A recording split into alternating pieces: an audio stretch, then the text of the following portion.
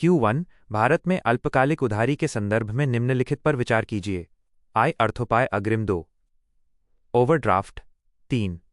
विशेष आहरण सुविधा IV treasury bill. उपर्युक्त में से कितने ऐसे तरीके हैं जिनसे राज्य सरकार ऋण ले सकती है? A होल केवल 1, B होल केवल 2, C होल केवल 3, D होल सभी 4। सही उत्तर C केवल 3। व्याख्या। अर्थोपाय अग्रिम ways and means advances minus WMA यह RBI द्वारा राज्य सरकारों को उनकी प्राप्तियों और भुगतान में अस्थायी अंतर को पाटने के लिए दिया जाने वाला ऋण है, अतः ये सही है। ओवरड्राफ्ट जब राज्य सरकार अपनी WMA की सीमा को पार कर लेती है तो उसे ओवरड्राफ्ट की सुविधा मिलती है, अतः यह भी सही है। विशेष आहरण सुविधा special drawing facility minus SDF राज्य सरकारें भारत सरकार की प्रतिभूतियों सिक्योरिटीज के बदले RBI से यह ऋण प्राप्त कर सकती हैं, अतः यह भी सही है। ट्रेजरी बिल्स ये केंद्र सरकार द्वारा जारी किए जाते हैं, राज्य सरकारों द्वारा नहीं। राज्य सरकारें स्टेट डेवलपमेंट लोन्स SDLS जारी करती हैं। Q2 निम्नलिखित पर विचार कीजिए। आय प्रति व्यक्ति सकल राज्य घरेलू उत्पाद GSDP दूरी 2। 3 जनसांख्यिकीय प्रदर्शन IV कर एवं राजकोषीय प्रयास। V जनसंख्या जनगणना 2011 के आधार पर VI सतत विकास लक्ष्य SDG प्रदर्शन सूचकांक। उपर्युक्त में से कितनों का उपयोग 15वें वित्त आयोग द्वारा क्षैतिज कर हस्तांतरण के मानदंड के रूप में किया गया है? A होल केवल 3, B होल केवल 4, C होल केवल 5, D होल सभी 6। सही उत्तर C केवल 5। व्याख्या। 15वें वित्त आयोग ने क्षैतिज वितरण हॉरिजॉन्टल डेवोल्यूशन के लिए 5 मुख्य मानदंडों का उपयोग किया है। आय की दूरी इनकम डिस्टेंस GSDP डिस्टेंस 45% भार माइनस यह सही है। जनसंख्या 2011 की जनगणना 15% भार माइनस ये सही है। क्षेत्रफल एरिया 15% भार। वन और पारिस्थितिकी फॉरेस्ट एंड इकोलॉजी 10% भार माइनस यहाँ 1 सही है। जनसांख्यिकीय प्रदर्शन डेमोग्राफिक परफॉर्मेंस 12.5% भार माइनस ये सही है।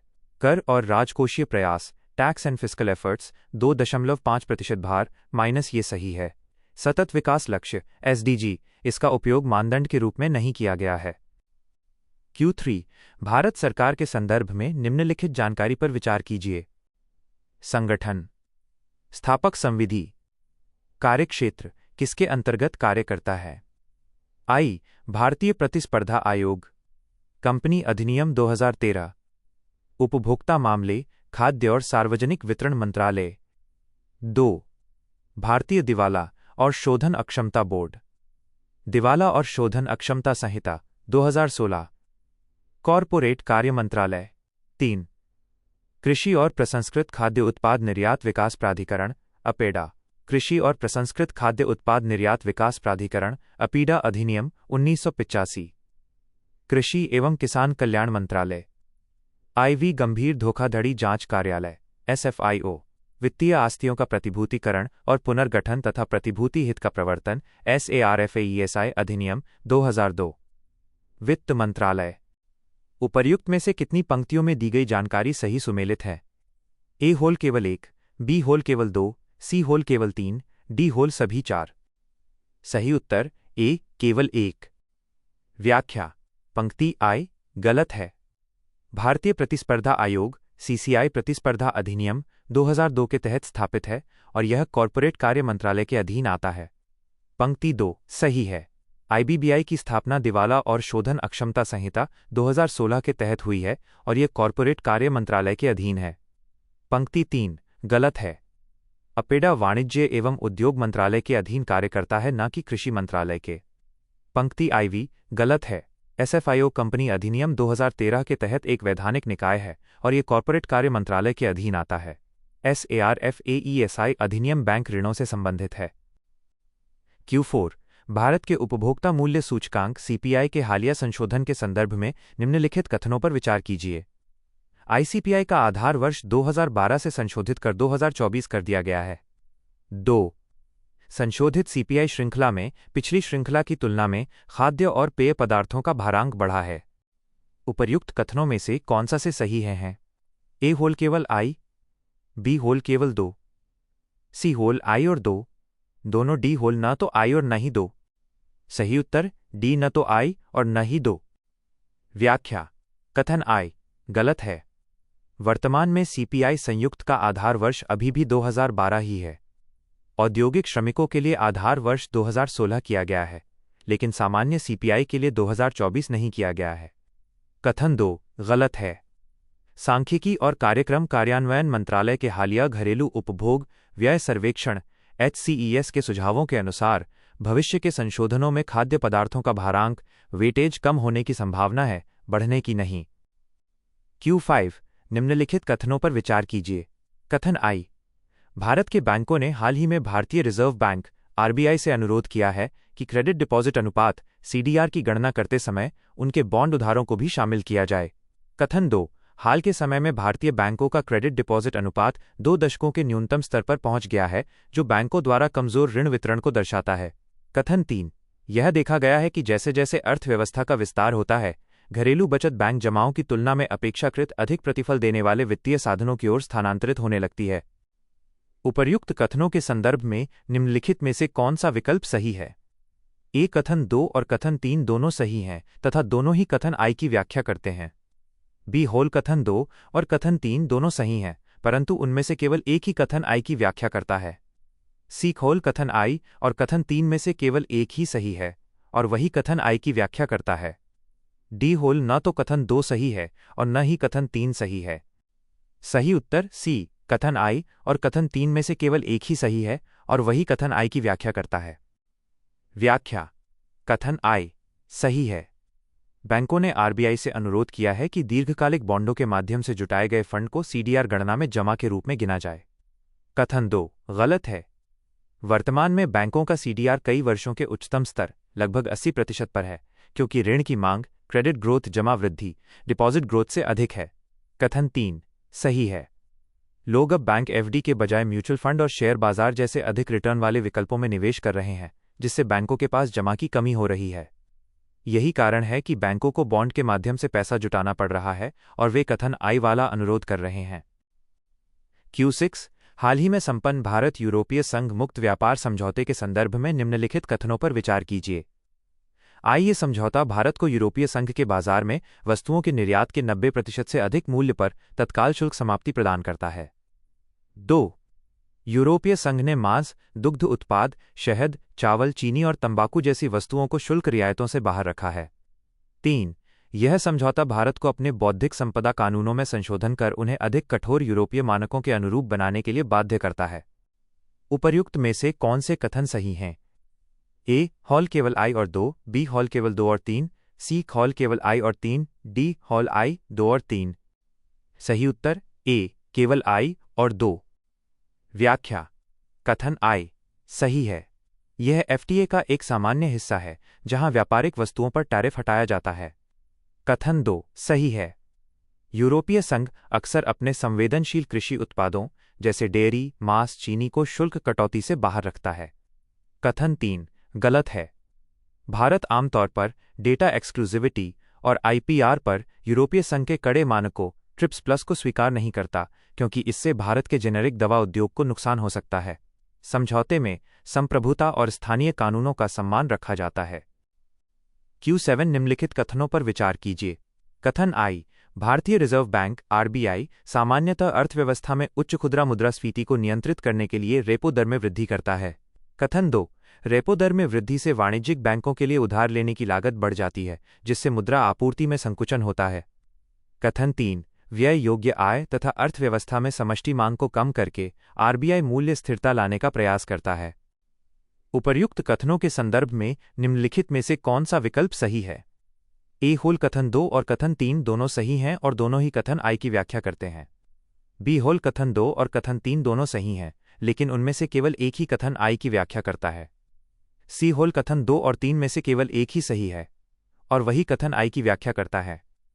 डी खोल न तो कथन 2 और न ही कथन 3 सही है। सही उत्तर ए कथन 2 और कथन 3 दोनों सही हैं और दोनों ही कथन आई की व्याख्या करते हैं। व्याख्या। कथन आई सही है। महंगाई, मुद्रास्फीति को कम करने के लिए RBI रेपो रेट बढ़ाता है। कठोर मौद्रिक नीति। कथन 2 सही है।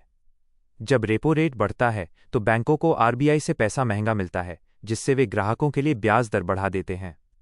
इससे बाजार में पैसा कम संकुचन हो जाता है। यह कथन आय का कारण है। कथन 3 सही है। ब्याज दर बढ़ने से लोग कम कर्ज लेते हैं और बचत ज्यादा करते हैं, जिससे उनके पास खर्च करने लायक पैसा डिस्पोजेबल इनकम कम हो जाता है और मांग गिरती है, जिससे कीमतें स्थिर होती हैं। यह भी कथन आय की व्याख्या करता है। Q8 सकल घरेलू उत्पाद जीडीपी और सकल मूल्यवर्धन जीवीए के बीच अंतर के संदर्भ में निम्नलिखित कथनों में से कौन से सही हैं? आय जीवीए अर्थव्यवस्था की गतिविधियों को आपूर्ति पक्ष से मापता है, जबकि जीडीपी मुख्यतः अर्थव्यवस्था के मांग पक्ष को मापता है। 2 जीवीए अर्थव्यवस्था के क्षेत्रवार प्रदर्शन को दर्शाता है, जबकि जीडीपी अर्थव्यवस्था में समग्र अंतिम मांग को प्रदर्शित करता है। 3 जीडीपी उत्पादकों द्वारा जोड़े गए मूल्य पर ध्यान केंद्रित करता है तथा मध्यवर्ती उपभोग को बाहर रखता है, जबकि जीवीए कुल उत्पादन को प्रतिबिंबित करने के लिए मध्यवर्ती वस्तुओं के मूल्य को सम्मिलित करता है। नीचे दिए गए कूट का प्रयोग कर सही उत्तर चुनिए। ए खोल केवल आई और 2, बी खोल केवल 2 और 3, सी खोल केवल आई और 3, डी आई 2 और 3। सही उत्तर ए केवल आई और 2। व्याख्या कथन आई सही है। जीवीए ग्रॉस वैल्यू एडेड बताता है कि उत्पादकों आपूर्तिकर्ताओं ने कितना मूल्य जोड़ा, जबकि जीडीपी उपभोग निवेश और खर्च मांग पक्ष को दर्शाता है। कथन 2 सही है। जीवीए का उपयोग कृषि, उद्योग और सेवा जैसे विशिष्ट क्षेत्रों के प्रदर्शन को देखने के लिए किया जाता है। कथन 3 गलत है। वास्तव में जीवीए उत्पादकों द्वारा जोड़े गए मूल्य आउटपुट माइनस इंटरमीडिएट कंजम्पशन पर ध्यान केंद्रित करता है। कथन में जीवीए और जीडीपी की परिभाषाओं को उलट दिया गया है। जीडीपी में शुद्ध कर, टैक्स माइनस सब्सिडी शामिल होते हैं, जबकि जीवीए उत्पादन प्रक्रिया पर केंद्रित है। दोनों ही गणनाओं में मध्यवर्ती वस्तुओं के दोहरे मूल्यन से बचने के लिए उन्हें बाहर रखा जाता है। Q9 भारतीय अर्थव्यवस्था के संदर्भ में निम्नलिखित कथनों पर विचार कीजिए। कथन आई वित्तीय वर्ष 2024-25 में भारत की चालू खाता संरचना में मूल्य के संदर्भ में अदृश्य व्यापार दृश्य व्यापारिक वस्तुओं के व्यापार से अधिक है। कथन 2 वित्तीय वर्ष 2024-25 में भारत में कुल अदृश्य प्राप्तियों में निजी हस्तांतरण या प्रेषण का हिस्सा आधे से अधिक था। कथन 3 भारत की दृश्य व्यापारिक वस्तुएं निर्यात प्राप्तियों में पिछले दशक से गिरावट का रुझान देखा जा रहा है। उपर्युक्त कथनों के संबंध में निम्नलिखित में से कौन सा सही है? ए खोल कथन 2 और कथन 3 दोनों सही हैं तथा दोनों कथन आई की व्याख्या करते हैं। बी होल कथन 2 और कथन 3 दोनों सही हैं, परंतु उनमें से केवल एक ही कथन आई की व्याख्या करता है। सी खोल कथन 2 और 3 में से केवल एक ही सही है और वह कथन आई की व्याख्या करता है। डी खोल न तो कथन 2 सही है और न ही कथन 3। सही उत्तर इज टू डी, न तो कथन 2 सही है और न ही कथन 3। व्याख्या कथन आई गलत है। भारत का दृश्य व्यापार मर्चेंडाइज ट्रेड मूल्य के मामले में हमेशा अदृश्य व्यापार सर्विसेज रिमिटेंसेज आदि से बहुत अधिक रहता है। कथन 2 गलत है। अदृश्य प्राप्तियों में सेवाओं का निर्यात सर्विसेज एक्सपोर्ट सबसे बड़ा हिस्सा होता है। निजी प्रेषण रिमिटेंसेज दूसरा बड़ा हिस्सा है, लेकिन ये आधे से अधिक नहीं है। कथन 3 गलत है। पिछले दशक में भारत के वस्तु निर्यात में उतार चढ़ाव रहे हैं, लेकिन कुल मिलाकर इसमें वृद्धि का रुझान इंक्रीजिंग ट्रेंड देखा गया है, न कि लगातार गिरावट। Q10 भारत सरकार के बजट में राजस्व प्राप्तियों के संदर्भ में निम्नलिखित कथनों पर विचार कीजिए। आय ये ऐसी प्राप्तियां हैं जो न तो कोई देयता उत्पन्न करती हैं और न ही सरकार की परिसंपत्तियों में कोई कमी लाती हैं।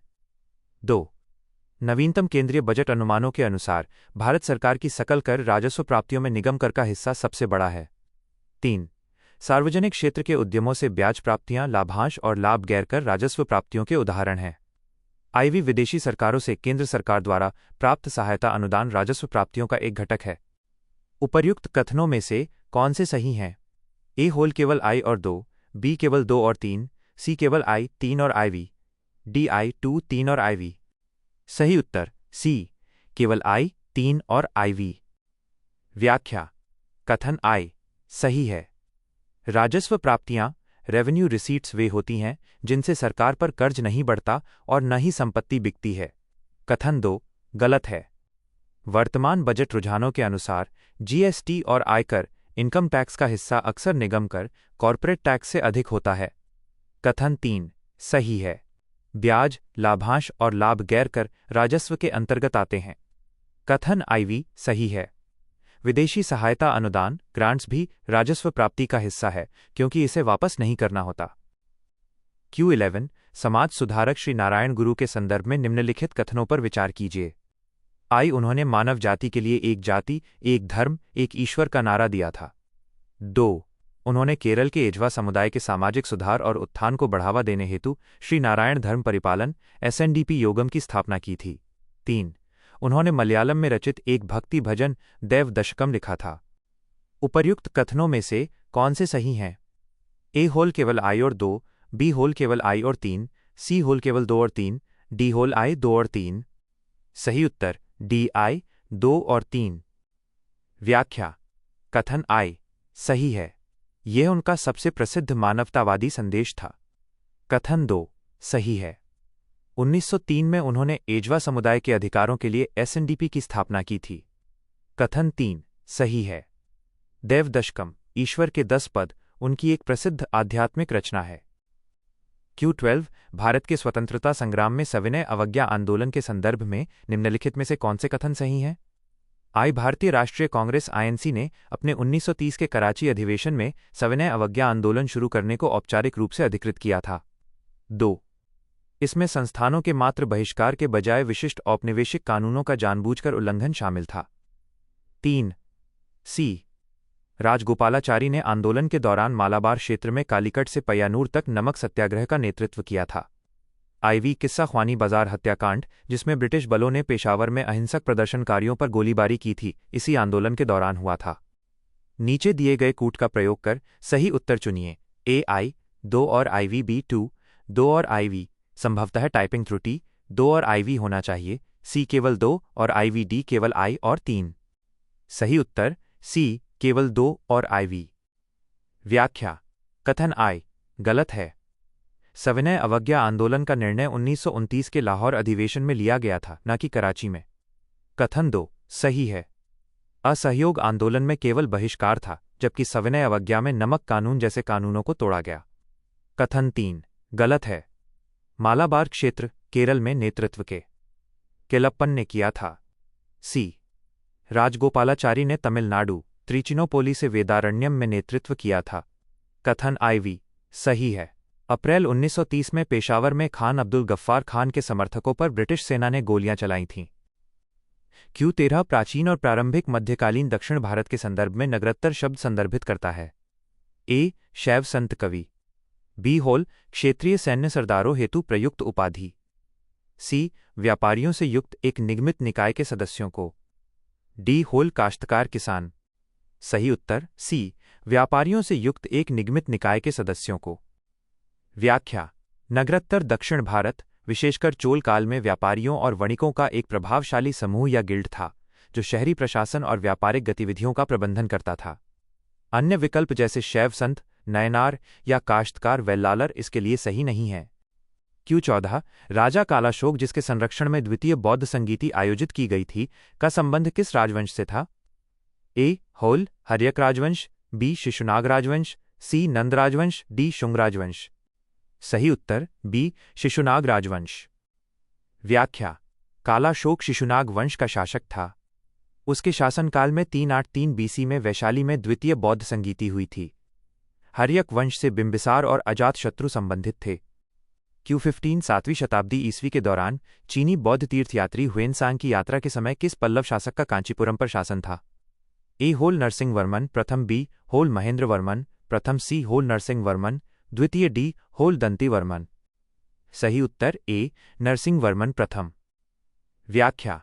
ह्वेनसांग लगभग 640 ईस्वी में कांचीपुरम पहुंचा था। उस समय शक्तिशाली पल्लव राजा नरसिंह वर्मन प्रथम मामल का शासन था।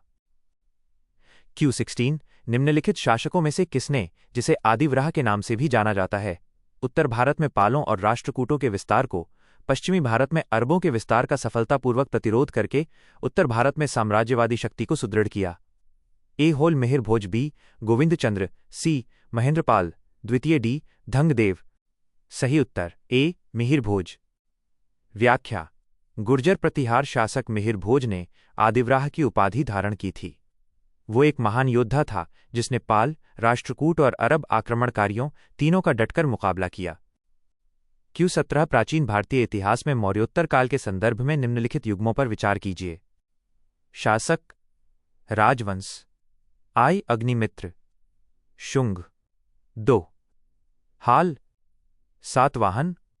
3 Gondophernes, Indo Greek. IV Rudradaman, प्रथम। शक। उपर्युक्त में से कितने युग्म सही सुमेलित हैं? एक होल केवल 1, बी होल केवल 2, सी होल केवल 3, डी होल सभी 4। सही उत्तर सी केवल 3। व्याख्या। युग्म I सही है। अग्निमित्र शुंग वंश के संस्थापक पुष्यमित्र शुंग का पुत्र था। युग्म 2 सही है। हाल सातवाहन वंश का 17वां राजा था जिसने गाथा सप्तशती लिखी थी। युग्म 3 गलत है। गोंडोफर्नीज इंडो पार्थियन पहलव शासक था, न कि इंडो ग्रीक। युग्म IV सही है। रुद्रदामन प्रथम उज्जैन के शकों, कर्दमक वंश का सबसे प्रसिद्ध शासक था। Q18 निम्नलिखित में से किस ब्रिटिशकालीन स्मारक का नाम हाल ही में भारत सरकार द्वारा विजयदुर्ग कर दिया गया है? A होल फोर्ट विलियम, कोलकाता। B होल Fort Saint George, Chennai. C होल बॉम्बे कैसल, मुंबई। D होल फोर्ट सेंट डेविड, कुडलोर। सही उत्तर A फोर्ट विलियम, कोलकाता। व्याख्या। यह हालिया करंट अफेयर्स से संबंधित है जहां औपनिवेशिक प्रतीकों के नाम बदलने की प्रक्रिया में कुछ प्रस्ताव दिए गए हैं।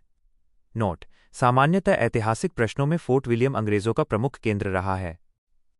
Q19 भारतीय दर्शन का निम्नलिखित में से कौन सा प्राचीन संप्रदाय नास्तिक परंपरा से संबंधित नहीं है? A होल बौद्ध दर्शन, B जैन दर्शन, C चारवाक दर्शन, D मीमांसा दर्शन। सही उत्तर D मीमांसा दर्शन। व्याख्या। भारतीय दर्शन में जो वेदों की प्रामाणिकता को नहीं मानते उन्हें नास्तिक कहा जाता है। बौद्ध, जैन, चारवाक। मीमांसा दर्शन वेदों को सर्वोच्च मानता है, इसलिए यह आस्तिक संप्रदाय है।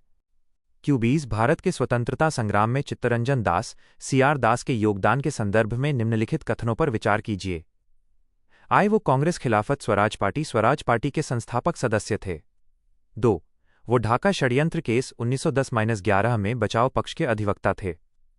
3 वो 1920 में कलकत्ता में आयोजित कांग्रेस के विशेष अधिवेशन के अध्यक्ष थे। उपर्युक्त कथनों में से कौन से सही हैं? A होल केवल I और 2, B होल केवल 2 और 3, C केवल I और 3, D होल I 2 और 3। सही उत्तर A केवल I और 2। व्याख्या। कथन I सही है। 1923 में उन्होंने मोतीलाल नेहरू के साथ स्वराज पार्टी बनाई थी। कथन 2 सही है। उन्होंने अलीपुर बम कांड और ढाका षड्यंत्र जैसे मामलों में क्रांतिकारियों का बचाव किया था। कथन 3 गलत है। 1920 के कलकत्ता विशेष अधिवेशन की अध्यक्षता लाला लाजपत राय ने की थी। CR दास ने 1922 के गया अधिवेशन की अध्यक्षता की थी। Q21 निम्नलिखित देशों पर विचार कीजिए। I Algeria. 2 Saudi Arab. 3 Bangladesh. IV Iran. V संयुक्त अरब अमीरात। उपर्युक्त में से कितने देश न्यू डेवलपमेंट बैंक NDB के सदस्य हैं? A होल केवल 2, B होल केवल 3, C होल केवल 4, D होल सभी 5। सही उत्तर B केवल 3। व्याख्या। New Development Bank BRICS bank में मूल ब्रिक्स देशों के अलावा नए सदस्य जुड़े हैं। दिए गए विकल्पों में से बांग्लादेश, संयुक्त अरब अमीरात UAE और हाल ही में मिस्र, इजिप्ट और अल्जीरिया प्रक्रिया में घोषित सदस्य बने हैं। ईरान और सऊदी अरब इसके आधिकारिक सदस्य नहीं हैं, हालांकि ब्रिक्स के सदस्य बने हैं। बैंक के सदस्यों की सूची अलग हो सकती है। अतः दिए गए विकल्पों के अनुसार 3 सही हैं।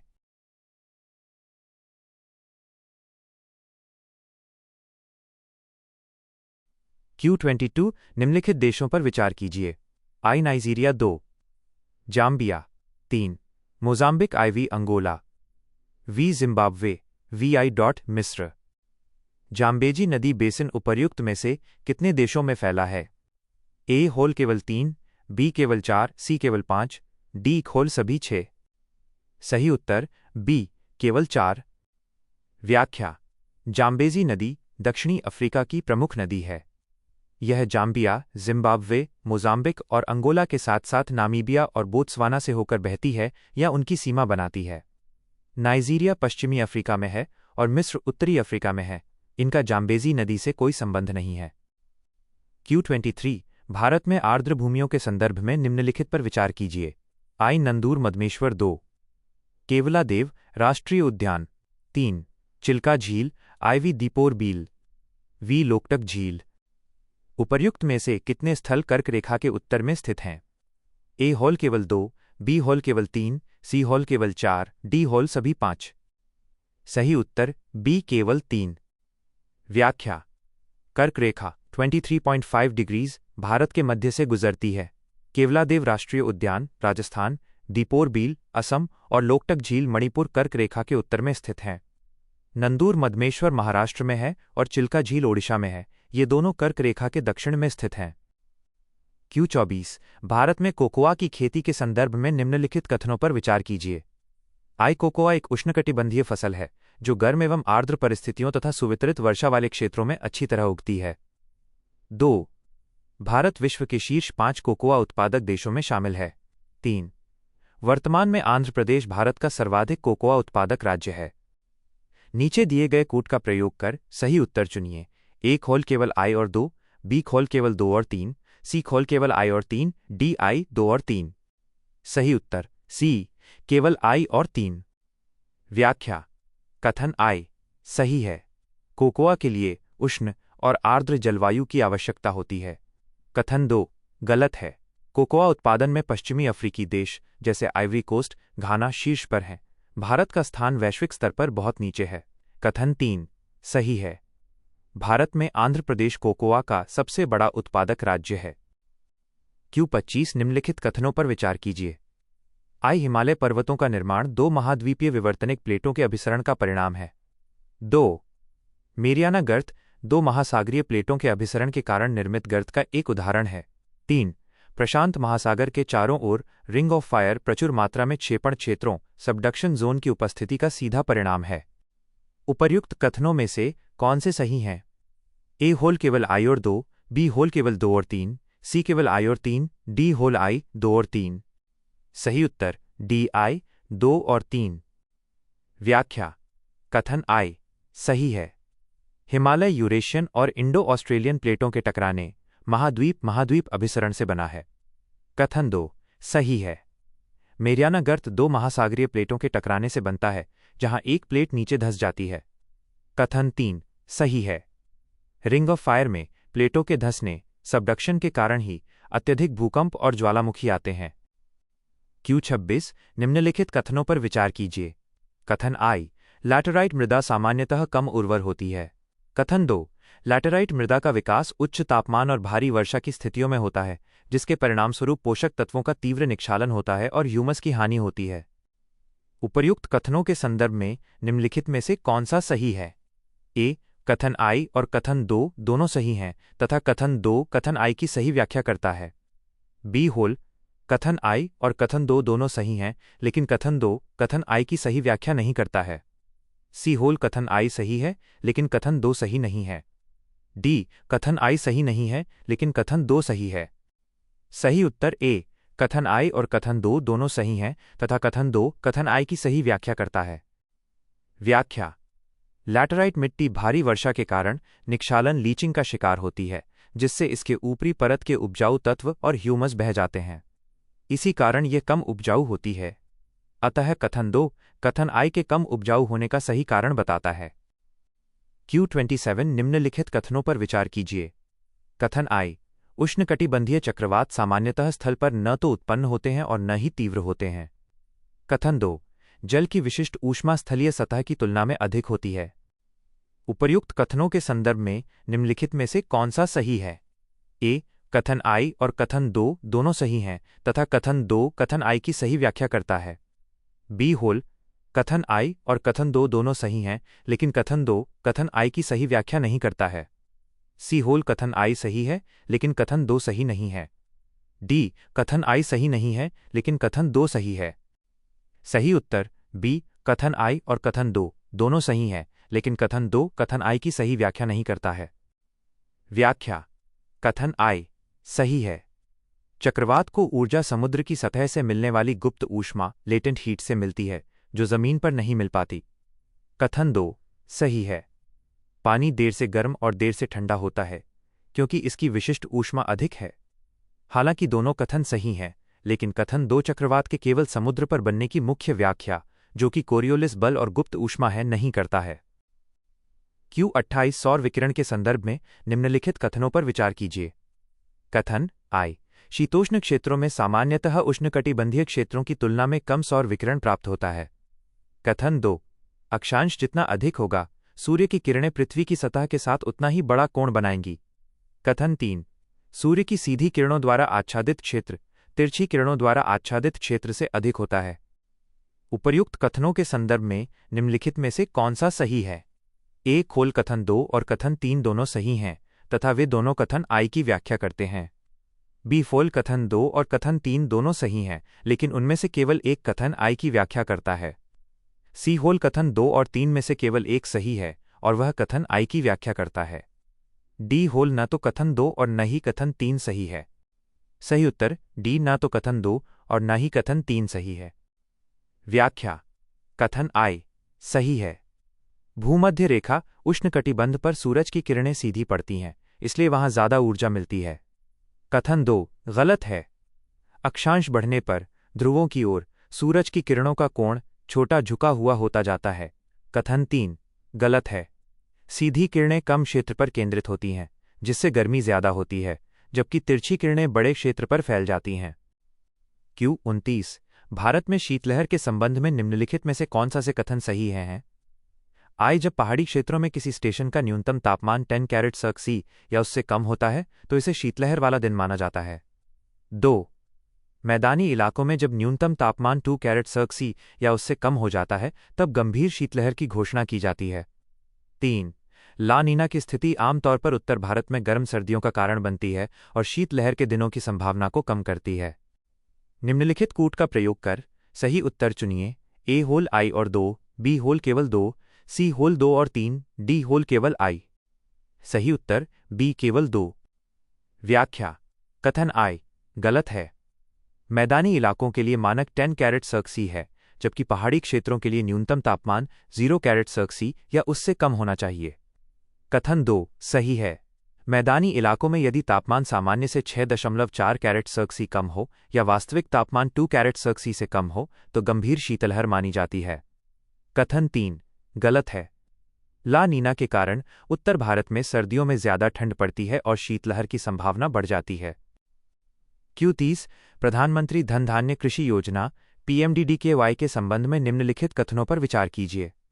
आई, इसका उद्देश्य कई केंद्रीय क्षेत्र की योजनाओं के संतृप्ति आधारित अभिसरण के माध्यम से कृषि जिलों में विकास को गति देना है। 2 यह अन्य कृषि योजनाओं से पहले से आवंटित निधियों का उपयोग करेगी और केंद्र सरकार द्वारा इस योजना के लिए कोई अलग से निधि उपलब्ध नहीं कराई जाएगी। उपर्युक्त कथनों में से कौन सा से सही है?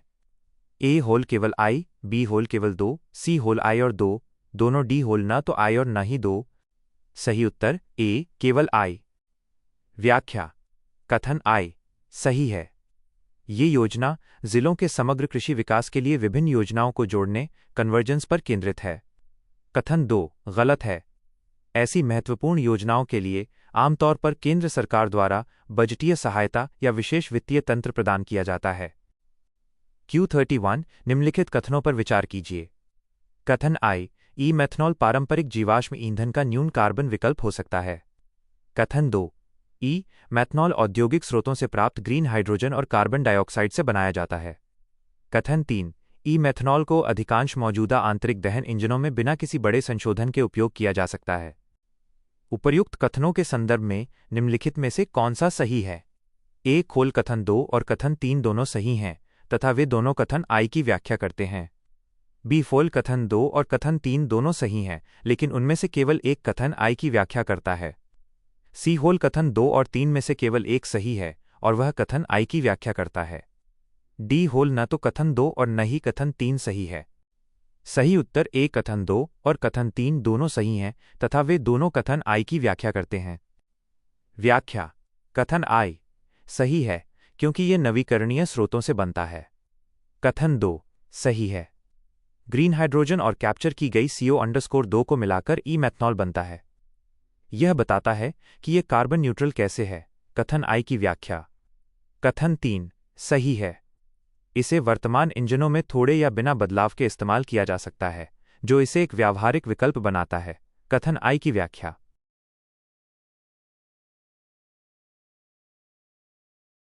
Q32 निम्नलिखित कथनों पर विचार कीजिए। कथन आई, जलवायु परिवर्तन पृथ्वी के जलीय चक्र को परिवर्तित कर रहा है, जिससे बाढ़ और तीव्र वर्षा जैसी चरम घटनाओं की बारंबारता और तीव्रता में वृद्धि हो रही है। कथन 2, उच्च तापमान वाष्पीकरण और वाष्पोत्सर्जन में वृद्धि करता है, जिससे जलीय चक्र त्वरित हो जाता है। कथन 3, गर्म वायुमंडल में नमी धारण करने की क्षमता अधिक होती है, जो अत्यधिक वर्षण की संभावना को बढ़ा देती है। उपर्युक्त कथनों के संदर्भ में निम्नलिखित में से कौन सा सही है? ए खोल कथन 2 और कथन 3 दोनों सही हैं तथा वे दोनों कथन आई की व्याख्या करते हैं। बी फोल कथन 2 और कथन 3 दोनों सही हैं, लेकिन उनमें से केवल एक कथन आई की व्याख्या करता है। सी होल कथन 2 और 3 में से केवल एक सही है और वह कथन आई की व्याख्या करता है। डी होल न तो कथन 2 और न ही कथन 3 सही है। सही उत्तर ए कथन 2 और कथन 3 दोनों सही हैं तथा वे दोनों कथन आई की व्याख्या करते हैं। व्याख्या। कथन 2 सही है। गर्मी बढ़ने से पानी तेजी से भाप वाष्पीकरण बनता है, जिससे जलीय चक्र की गति बढ़ जाती है। यह कथन आई बाढ़ तीव्र वर्षा का कारण है। कथन 3 सही है। वैज्ञानिक रूप से क्लॉसियस-क्लैपेरॉन समीकरण, हवा जितनी गर्म होगी वो उतनी ही ज्यादा नमी सोख सकेगी, जिससे भारी बारिश की संभावना बढ़ जाती है। यह भी कथन आई की व्याख्या करता है।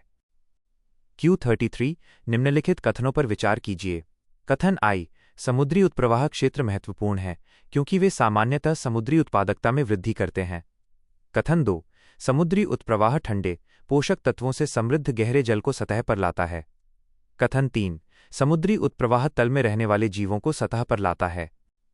उपर्युक्त कथनों के संदर्भ में निम्नलिखित में से कौन सा सही है? ए खोल कथन 2 और कथन 3 दोनों सही हैं तथा वे दोनों कथन आई की व्याख्या करते हैं।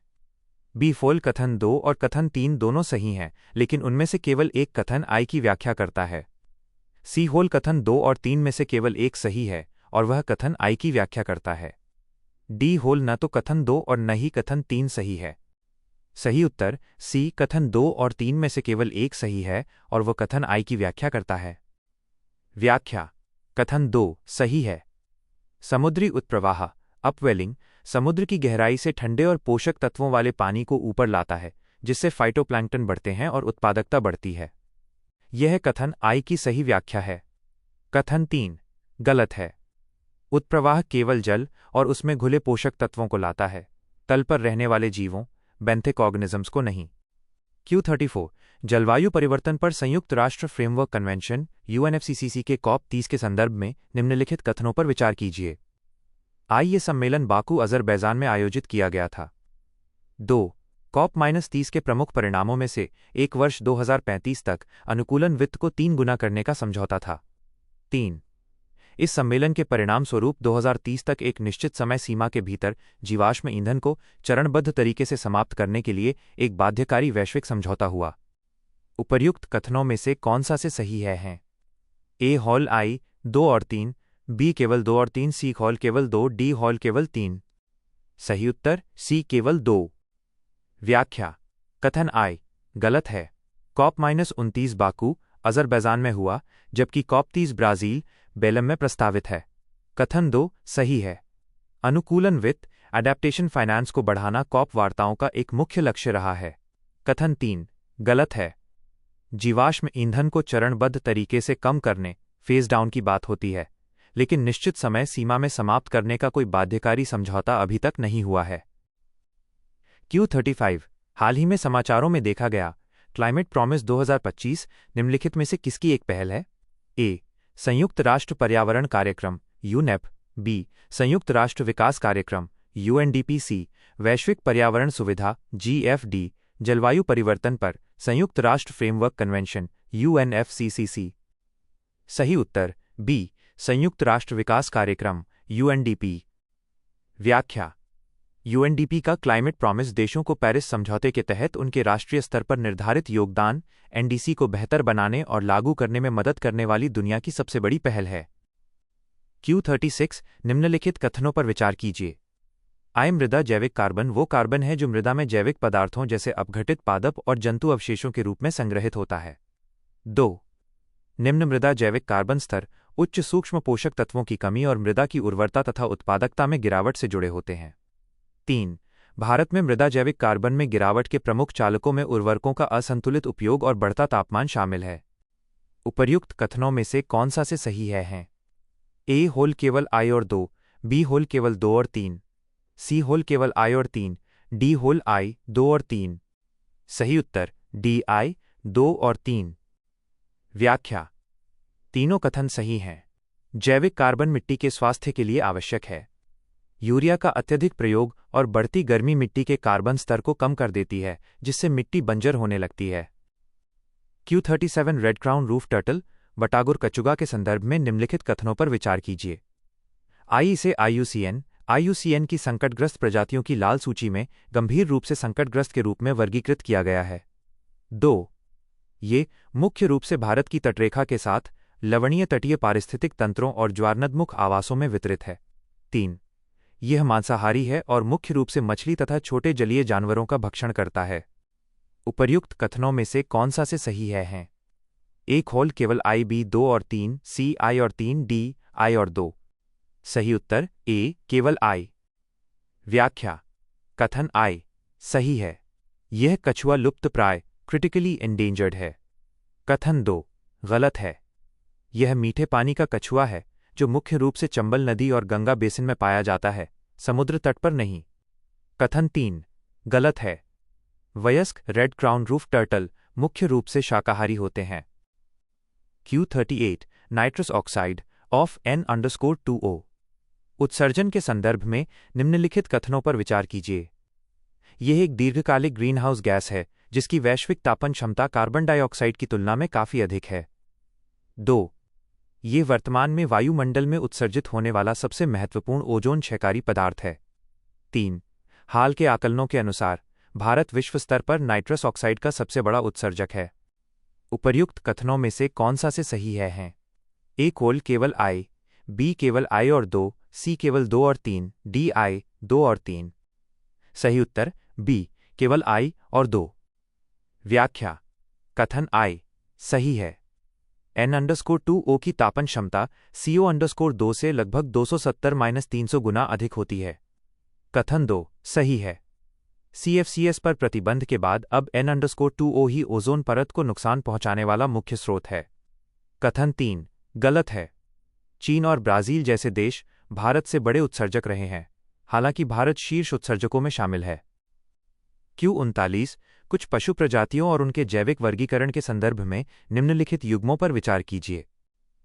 प्रजाति वर्गीकरण आई पेंगुइन पक्षी 2 समुद्री घोड़ा मछली 3 डुगोंग समुद्री गाय स्तनधारी आईवी सॉफ्टशेल कछुआ उभयचर वी सैलामेंडर सरीसृप। उपर्युक्त युग्मों में से कितने सही सुमेलित हैं? एक होल केवल 2, बी होल केवल 3, सी होल केवल 4, डी होल सभी 5। सही उत्तर बी केवल 3। व्याख्या: आई 2 3 सही सुमेलित हैं। आईवी गलत है। कछुआ सरीसृप रेप्टाइल है, उभयचर नहीं।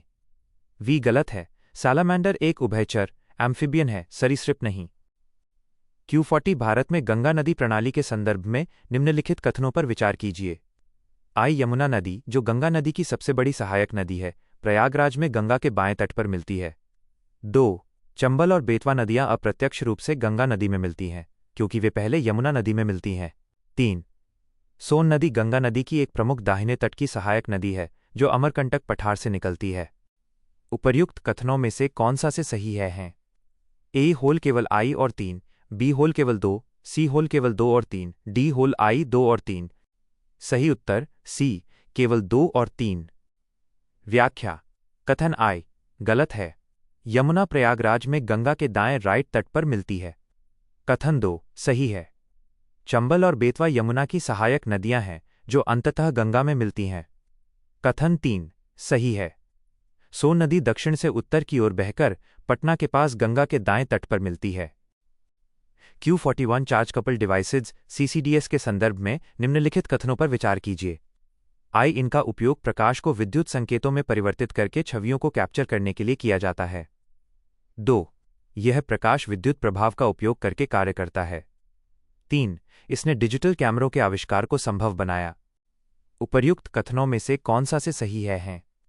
ए होल केवल आई और 2, बी होल आई 2 और 3, सी केवल 2 और 3, डी केवल आई और 3। सही उत्तर बी आई 2 और 3। व्याख्या: तीनों कथन सही हैं। सीसीडी सेंसर प्रकाश को पकड़कर डिजिटल डेटा में बदलते हैं, जिसके लिए 2009 में भौतिकी का नोबेल पुरस्कार भी दिया गया था। Q42 मोल्टन सॉल्ट रिएक्टरों MSRS के संदर्भ में निम्नलिखित कथनों पर विचार कीजिए। आइए परमाणु विखंडन रिएक्टर हैं जिनमें ईंधन और या शीतलक मोल्टन सॉल्ट होता है। 2. ये उच्च तापमान पर संचालित होते हैं, जिससे विद्युत उत्पादन में दक्षता बढ़ती है। 3. भारत ने हाल ही में वाणिज्यिक विद्युत उत्पादन के लिए थोरियम आधारित मोल्टेन सॉल्ट रिएक्टर चालू किया है। उपर्युक्त कथनों में से कौन सा से सही है? ए होल केवल 2, बी होल केवल आई और 3, सी होल केवल आई और 2, डी होल आई 2 और 3। सही उत्तर सी केवल आई और 2। व्याख्या: कथन आई और 2 सही हैं। कथन 3 गलत है। भारत थोरियम आधारित रिएक्टरों जैसे AHWR पर काम कर रहा है, लेकिन अभी तक कोई थोरियम आधारित MSR वाणिज्यिक कमर्शियल स्तर पर चालू नहीं हुआ है। यह अभी अनुसंधान और विकास के चरण में है।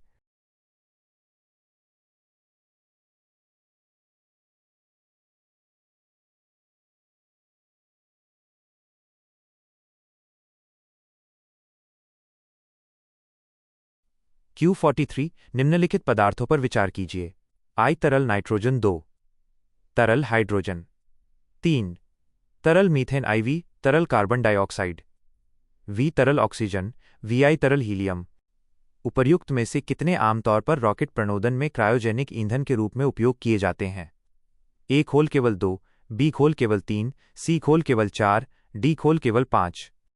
सही उत्तर ए केवल 2। व्याख्या: तरल हाइड्रोजन और तरल मीथेन ये दोनों क्रायोजेनिक ईंधन के रूप में उपयोग किए जाते हैं।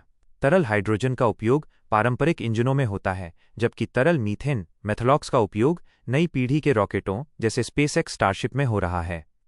तरल ऑक्सीजन ये एक ऑक्सीकारक ऑक्सीडाइजर है, ईंधन नहीं। तरल हीलियम और तरल नाइट्रोजन इनका उपयोग शीतलन या दबाव बनाने के लिए किया जाता है, ईंधन के रूप में नहीं।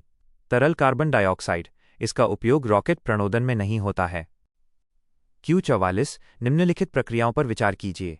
आई यूरिया जैसे नाइट्रोजन युक्त उर्वरकों के उत्पादन में। 2. औद्योगिक कोल्ड स्टोरेज और बर्फ संयंत्रों में प्रशीतक के रूप में। 3. प्लास्टिक की बोतलों के लिए उच्च घनत्व पॉलीइथाइलीन HDPE के निर्माण में। IV कांच की सतहों से ग्रीस और दाग हटाने के लिए उपयोग किए जाने वाले सफाई एजेंट के रूप में। उपर्युक्त में से कितने में अमोनिया का आमतौर पर उपयोग किया जाता है? ए होल केवल 1, बी होल केवल 2, सी होल केवल 3, डी होल सभी 4। सही उत्तर सी केवल 3। व्याख्या: बिंदु I, 2 और IV अमोनिया का उपयोग उर्वरक बनाने, प्रशीतन, रेफ्रिजरेशन और सफाई एजेंट जैसे खिड़की साफ करने वाले तरल पदार्थ के रूप में व्यापक रूप से होता है। बिंदु 3 HDPE के निर्माण में अमोनिया का उपयोग नहीं होता है, यह मुख्य रूप से एथिलीन के बहुलकीकरण से बनाया जाता है। Q45 फ्लू गैस डिसल्फ्राइजेशन FGD के संदर्भ में निम्नलिखित तकनीकों पर विचार कीजिए। आई फ्लू गैस से रासायनिक रूप से सल्फर डाइऑक्साइड को हटाने के लिए गीले चूना पत्थर घोल का उपयोग। 2. सल्फर डाइऑक्साइड को हटाने के लिए समुद्री जल स्क्रबर विधि। 3. सल्फर उत्सर्जन को समाप्त करने के लिए उच्च तापमान पर सल्फर डाइऑक्साइड का थर्मल क्रैकिंग। उपर्युक्त में से कितनी फ्लू गैस डिसल्फ्राइजेशन FGD की आमतौर पर उपयोग की जाने वाली तकनीकें हैं? ए होल केवल 1, बी होल केवल 2, सी होल सभी 3, डी होल कोई नहीं। सही उत्तर बी केवल 2। व्याख्या: बिंदु I और 2 वेट स्क्रबिंग, चूना पत्थर का उपयोग और सी वाटर स्क्रबिंग दोनों ही बिजली संयंत्रों से सल्फर निकालने की मानक विधियां हैं। बिंदु 3 थर्मल क्रैकिंग का उपयोग आमतौर पर पेट्रोकेमिकल उद्योग में बड़े अणुओं को तोड़ने के लिए किया जाता है। यह SO_2 हटाने की मानक FGD तकनीक नहीं है। Q46 विज्ञान और प्रौद्योगिकी के संदर्भ में हाल ही में समाचार में देखे गए शब्द क्लोरेला सोरोकिनियाना I, पेराक्लोरेला केसलरी I और डिस्मोर्फोकोकस ग्लोबोसल 3 हैं। ए जैविक रूप से संशोधित साइनोबैक्टीरिया जिन्हें धान के खेतों में नाइट्रोजन स्थिरीकरण बढ़ाने के लिए इंजीनियर किया गया है। बी अंतर्राष्ट्रीय अंतरिक्ष स्टेशन, इसमें प्रयोगों के लिए उपयोग किए जाने वाले सूक्ष्म शैवाल प्रजातियां। सी होल जल प्रदूषण की निगरानी के लिए प्राकृतिक बायोसेंसर के रूप में उपयोग किए जाने वाले जीव ज्वलनशील डायनोफ्लैगलेट्स। डी होल गहरे समुद्री हाइड्रोथर्मल वेंट से अलग किए गए थर्मोफिलिक बैक्टीरिया। सही उत्तर बी अंतर्राष्ट्रीय अंतरिक्ष स्टेशन, इसमें प्रयोगों के लिए उपयोग किए जाने वाले सूक्ष्म शैवाल प्रजातियां। व्याख्या ये विशिष्ट सूक्ष्म शैवाल माइक्रोआल्जी प्रजातियां हैं जिनका अध्ययन अंतरिक्ष में ऑक्सीजन उत्पादन और भोजन के स्रोत के रूप में करने के लिए इस पर किया गया है। Q47 synthetic aperture radar sir के संदर्भ में निम्नलिखित कथनों पर विचार करें। आइए पृथ्वी की सतह की रिमोट सेंसिंग के लिए माइक्रोवेव सिग्नल का उपयोग करता है। 2 यह बादल छाए रहने तथा कम प्रकाश की परिस्थितियों में भी पृथ्वी की सतह की छवियां या आंकड़े एकत्र कर सकता है। 3 निसार एक पृथ्वी अवलोकन उपग्रह मिशन है जो भूमि पारिस्थितिकी तंत्र, बर्फ की चादरों और सतही विरूपण में परिवर्तनों की निगरानी के लिए dual band synthetic aperture radar L band और एस बैंड का उपयोग करता है। उपर्युक्त में से कौन से कथन सही हैं?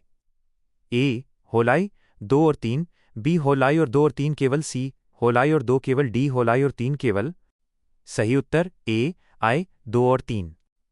व्याख्या सर एक सक्रिय सेंसर है जो अपनी तरंगे माइक्रोवेव भेजता है, इसलिए ये दिन रात और खराब मौसम में भी काम कर सकता है। निसार NASAISRO सर मिशन में वास्तव में एल और एस बैंड का उपयोग किया जा रहा है। Q48 एरोजेल्स के संदर्भ में जो हाल ही में समाचार में देखे गए हैं, निम्नलिखित कथनों पर विचार करें। आई उनका अत्यधिक नैनोस्ट्रक्चर्ड फ्रेमवर्क होने के कारण आमतौर पर उच्च घनत्व और ऊष्मा चालकता होती है। 2 वर्तमान में वे ज्ञात सबसे हल्की ठोस सामग्री में से एक हैं। 3 उन्हें पानी से भारी धातुओं, कार्बनिक प्रदूषकों, तेलों और अन्य अपशिष्ट प्रदूषकों को हटाने के लिए उपयोग किया जा सकता है। उपर्युक्त में से कौन सा से कथन सही है? हैं ए होल केवल 2 और 3, बी होल केवल 3, सी होल केवल आई और 2, डी होल आई 2 और 3। सही उत्तर ए केवल 2 और 3। व्याख्या कथन आई गलत है। एरोजेल्स का घनत्व बहुत कम होता है और उनकी ऊष्मा चालकता थर्मल कॉन्डक्टिविटी भी बहुत कम होती है, जिससे वे बेहतरीन इंसुलेटर बनते हैं। कथन 2 और 3 ये सही हैं। ये 99% से अधिक हवा से बने होते हैं और इनका उपयोग जल शोधन फिल्ट्रेशन में प्रभावी रूप से किया जा रहा है। Q49 स्टेम सेल और स्टेम सेल थेरेपी के संदर्भ में निम्नलिखित कथनों पर विचार करें।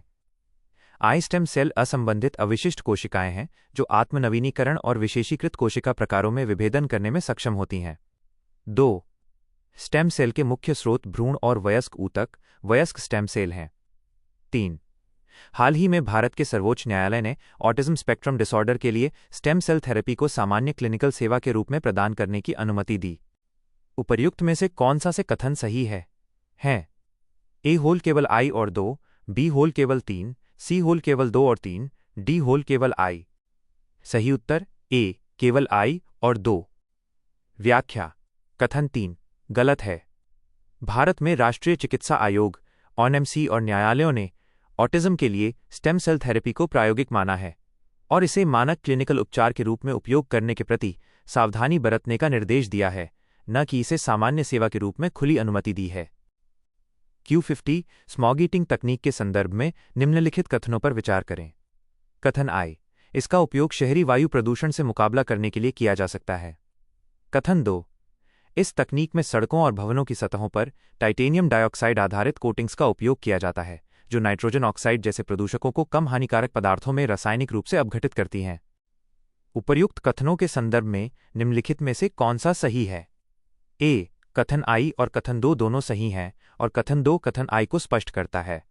बी होल कथन आई और कथन 2 दोनों सही हैं, लेकिन कथन 2 कथन आई को स्पष्ट नहीं करता। सी होल कथन आई सही है, लेकिन कथन 2 सही नहीं है। डी होल कथन आई सही नहीं है, लेकिन कथन 2 सही है। सही उत्तर ए कथन आई और कथन 2 दोनों सही हैं और कथन 2 कथन आई को स्पष्ट करता है। व्याख्या फोटोकैटालिटिक कोटिंग्स जैसे TiO_2 सूर्य के प्रकाश की उपस्थिति में हवा के प्रदूषकों को तोड़ देती हैं, जिससे स्मॉग कम होता है। अतः कथन 2 प्रत्यक्ष रूप से कथन आई की कार्यप्रणाली बताता है। Q51 भारत के संविधान की छठी अनुसूची के संदर्भ में निम्नलिखित कथनों पर विचार कीजिए। आई छठी अनुसूची में शामिल क्षेत्रों को संवैधानिक रूप से अनुसूचित क्षेत्र कहा जाता है। 2. अनुसूची के प्रावधानों में किसी भी परिवर्तन के लिए अनुच्छेद 368 के तहत संवैधानिक संशोधन आवश्यक है। 3. वर्तमान में छठी अनुसूची केवल असम, मेघालय, त्रिपुरा और मिजोरम राज्यों के क्षेत्रों पर लागू होती है। उपर्युक्त कथनों में से कौन सा से सही है? ए होल केवल आई और 2, बी होल केवल 3, सी होल केवल 2 और 3, डी होल आई 2 और 3। सही उत्तर बी केवल 3। व्याख्या: कथन आई गलत है। इन्हें स्वायत्त जिले ऑटोनोमस डिस्ट्रिक्ट्स कहा जाता है। अनुसूचित क्षेत्र 5वीं अनुसूची के अंतर्गत आते हैं। कथन 2 गलत है। संविधान के अनुच्छेद 244(2) और 275(1) के तहत संसद साधारण बहुमत से इसमें बदलाव कर सकती है। इसे अनुच्छेद 368 के तहत संशोधन नहीं माना जाता। कथन 3 सही है। यह AMTM असम, मेघालय, त्रिपुरा, मिजोरम राज्यों के जनजातीय क्षेत्रों के लिए है। Q52 भारत के संविधान के भागों और उनमें निहित प्रावधानों के संदर्भ में निम्नलिखित युग्मों पर विचार कीजिए। संविधान का भाग। विषय वस्तु आई भाग 7। संघ शासित प्रदेश 2। भाग 16। कुछ वर्गों से संबंधित विशेष प्रावधान 3। भाग IXB नगर पालिकाएं IV भाग 12 है। भारत के क्षेत्र के भीतर व्यापार, वाणिज्य और संपर्क। उपर्युक्त में से कितने युग्म सही सुमेलित हैं? एक होल केवल 1, बी होल केवल 2, सी होल केवल 3, डी होल सभी 4। सही उत्तर ए केवल 1। व्याख्या: युग्म 2 सही है। भाग 16 अनुच्छेद 330-342 SC, ST और अन्य वर्गों के लिए विशेष प्रावधान करता है। युग्म आई गलत है। भाग 7 निरस्त रिपील कर दिया गया है। संघ शासित प्रदेश भाग 8 में है। युग्म 3 गलत है। भाग IXB सहकारी समितियों कोऑपरेटिव सोसाइटीज के लिए है। नगर पालिकाएं भाग IXA में है। युग्म IV गलत है। व्यापार और वाणिज्य भाग 13 में है। भाग 12 वित्त, संपत्ति और अनुबंधों से संबंधित है। Q53 भारत में निम्नलिखित संगठनों संस्थाओं पर विचार कीजिए। आई भारत विशिष्ट पहचान प्राधिकरण UIDAI 2। नीति आयोग नीति आयोग 3। केंद्रीय सतर्कता आयोग CVC IV। विश्वविद्यालय अनुदान आयोग UGC। उपर्युक्त में से कितने वैधानिक निकाय स्टैच्यूटरी बॉडीज हैं? एक होल केवल 1, बी होल केवल 2, सी होल केवल 3, डी होल सभी 4। सही उत्तर सी केवल 3। व्याख्या: UIDAI, CVC और UGC ये तीनों संसद के अधिनियमों, कानूनों द्वारा स्थापित हैं, इसलिए ये वैधानिक निकाय हैं। नीति आयोग यह एक गैर संवैधानिक और गैर वैधानिक निकाय है जिसे सरकार के कार्यकारी संकल्प एग्जीक्यूटिव रेजोल्यूशन के माध्यम से बनाया गया है।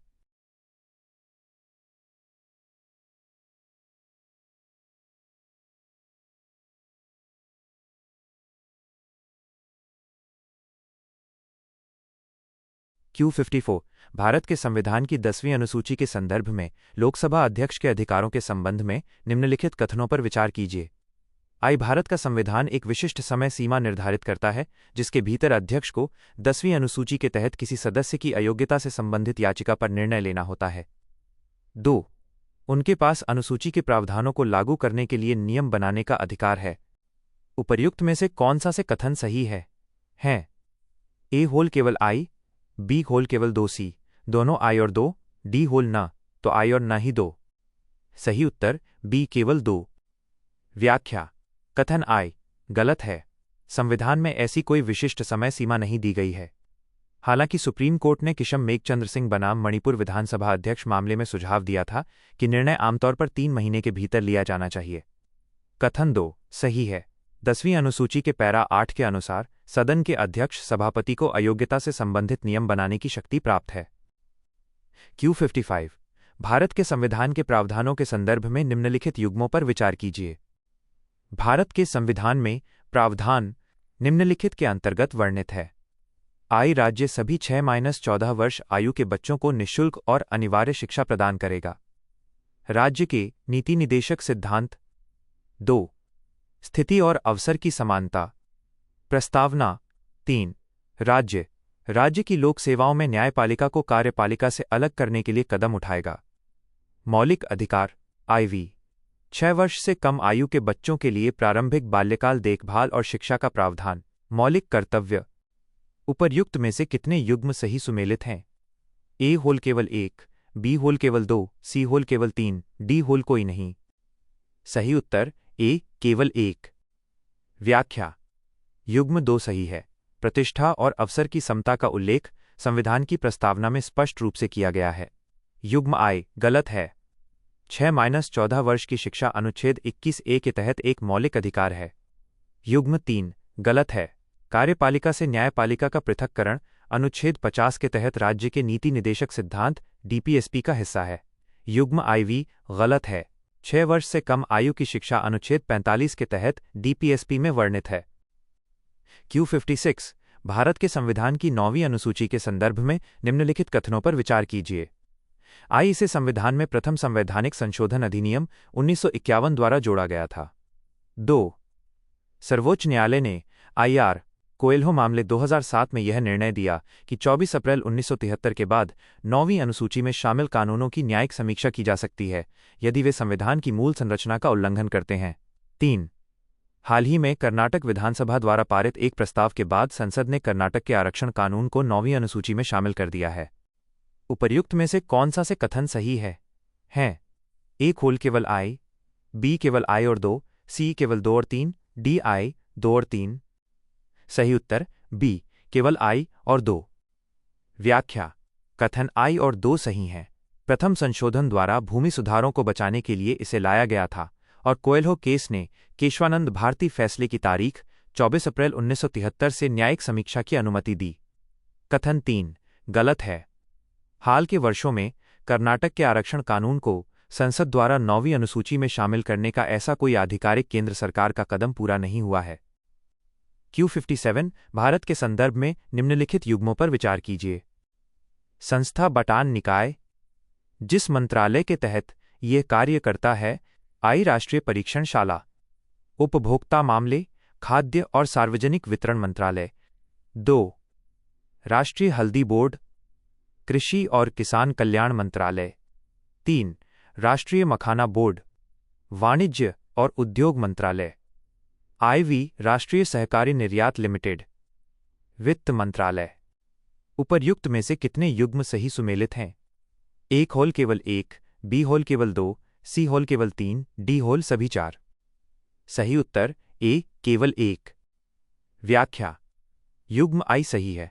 राष्ट्रीय परीक्षणशाला नेशनल टेस्ट हाउस उपभोक्ता मामलों के विभाग के अधीन है। युग्म 2 गलत है। राष्ट्रीय हल्दी बोर्ड वाणिज्य और उद्योग मंत्रालय के अधीन गठित किया गया है। युग्म 3 गलत है। राष्ट्रीय मखाना बोर्ड जैसा कोई पृथक मंत्रालय वार बोर्ड वर्तमान में चर्चित नहीं है। मखाना अनुसंधान केंद्र दरभंगा आईकार के अधीन है। युग्म IV गलत है। यह सहकारिता मंत्रालय के अधीन कार्य करता है। Q58 भारत के उपराष्ट्रपति के पद के संदर्भ में निम्नलिखित कथनों पर विचार कीजिए। I उनका चुनाव एकल हस्तांतरणीय मत के माध्यम से आनुपातिक प्रतिनिधित्व प्रणाली के अनुसार होता है। 2 राष्ट्रपति के रूप में कार्य करते समय वे राज्य परिषद के अध्यक्ष के कर्तव्यों का निर्वहन करते रहते हैं। 3 उन्हें पद से हटाने के लिए प्रस्ताव पेश करने से पहले कम से कम 14 दिन का नोटिस देना आवश्यक है। उपर्युक्त में से कौन सा से कथन सही है? A होल केवल I और 2, B होल केवल I और 3, C होल केवल 2 और 3, D होल I 2 और 3। सही उत्तर B केवल I और 3। व्याख्या कथन I और 3 सही हैं। उनका चुनाव अप्रत्यक्ष होता है और हटाने के लिए 14 दिन का नोटिस अनिवार्य है। कथन 2 गलत है। संविधान के अनुच्छेद 64 के अनुसार जब उपराष्ट्रपति राष्ट्रपति के रूप में कार्य करते हैं तो वे राज्यसभा राज्य परिषद के सभापति के कर्तव्यों का पालन नहीं करते हैं। उस समय उपसभापति यह कार्य संभालते हैं। Q59 भारत में उच्च न्यायालय के न्यायाधीश को हटाने के संदर्भ में निम्नलिखित कथनों में से कौन सा सही है? I उनके हटाने के प्रस्ताव को संसद के प्रत्येक सदन में उस सदन की कुल सदस्यता की बहुमत और उपस्थित और मतदान करने वाले सदस्यों की 2/3 बहुमत द्वारा पारित किया जाना चाहिए। 2 भारत के संविधान के अनुसार उन्हें सिद्ध अनुचित व्यवहार या अक्षमता के आधार पर हटाया जा सकता है। 3 उनके निष्कासन का प्रस्ताव लोकसभा में तभी स्वीकार किया जा सकता है जब उस पर लोकसभा के कम से कम 50 सदस्यों के हस्ताक्षर हों। नीचे दिए गए कूट का उपयोग करके सही उत्तर का चयन करें। ए खोल केवल आई और 2, बी खोल केवल आई और 3, सी खोल केवल 2 और 3, डी आई 2 और 3। सही उत्तर ए केवल आई और 2। व्याख्या: कथन आई और 2 सही हैं। न्यायाधीशों को हटाने की प्रक्रिया बहुत जटिल है और इसके आधार सिद्ध कदाचार और अक्षमता हैं। कथन 3 गलत है।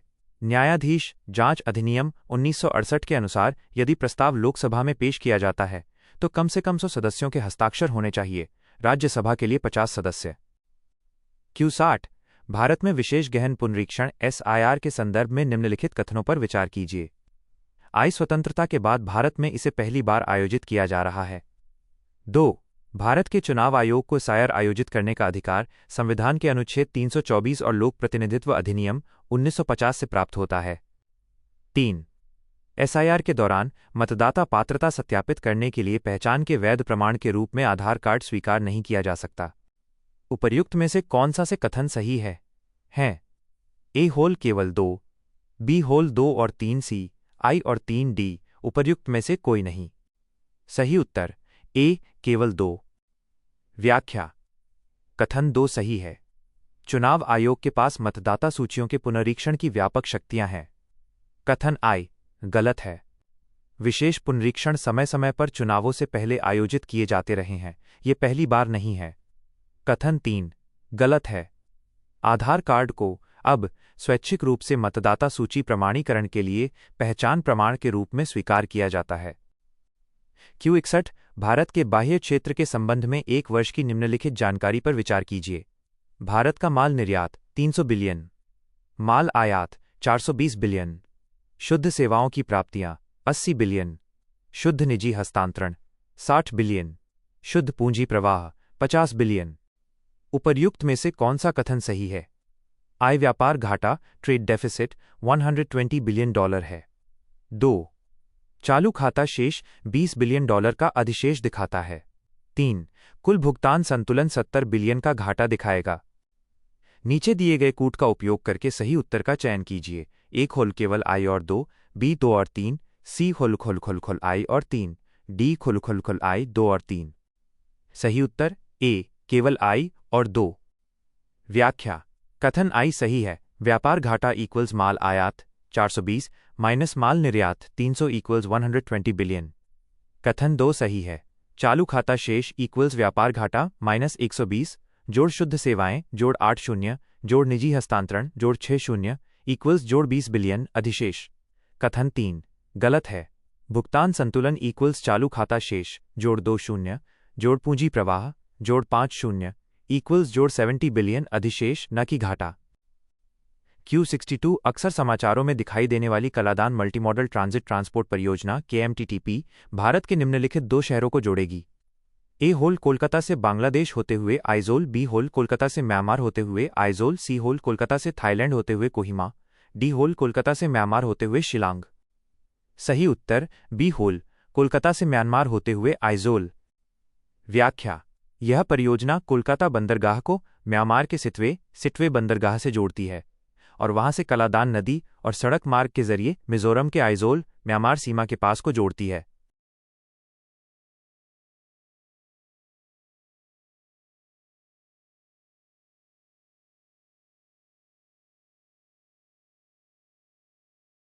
Q63 निम्नलिखित कथनों पर विचार कीजिए। कथन आई चीन और संयुक्त राज्य अमेरिका क्रमशः विश्व में दुर्लभ पृथ्वी तत्वों REE के सबसे बड़े और दूसरे सबसे बड़े उत्पादक हैं। कथन 2 चीन और संयुक्त राज्य अमेरिका के पास क्रमशः विश्व में दुर्लभ पृथ्वी तत्वों का सबसे बड़ा और दूसरा सबसे बड़ा भंडार है। उपर्युक्त कथनों के संबंध में निम्नलिखित में से कौन सा कथन सही है? ए कथन आई और कथन 2 दोनों सही हैं और कथन 2 कथन आई की व्याख्या करता है। बी होल कथन आई और कथन 2 दोनों सही हैं लेकिन कथन 2 कथन आई की व्याख्या नहीं करता है। सी होल कथन आई सही है लेकिन कथन 2 सही नहीं है। डी होल कथन आई सही नहीं है लेकिन कथन 2 सही है। सही उत्तर सी कथन आई सही है लेकिन कथन 2 सही नहीं है। व्याख्या: कथन आई सही है। चीन REE का दुनिया में सबसे बड़ा उत्पादक है उसके बाद अमेरिका का स्थान आता है। कथन 2 गलत है। आरई के भंडार रिजर्व्स के मामले में चीन पहले स्थान पर है, लेकिन दूसरे स्थान पर वियतनाम या ब्राजील जैसे देश आते हैं, न कि अमेरिका। Q64 मिलनकोविच चक्रों मिलानकोविच साइकिल्स के संबंध में निम्नलिखित कथनों पर विचार कीजिए। ये पृथ्वी के वायुमंडल तक पहुंचने वाली सौर विकिरण में आवधिक उतार चढ़ाव को संदर्भित करता है, जो सूर्य के चुंबकीय क्षेत्र में आवधिक परिवर्तनों के कारण होते हैं। 2 ये उन प्राकृतिक कारणों में से एक है जो पृथ्वी के जलवायु पर दीर्घकालिक प्रभाव डाल सकते हैं। उपर्युक्त में से कौन सा से कथन सही है?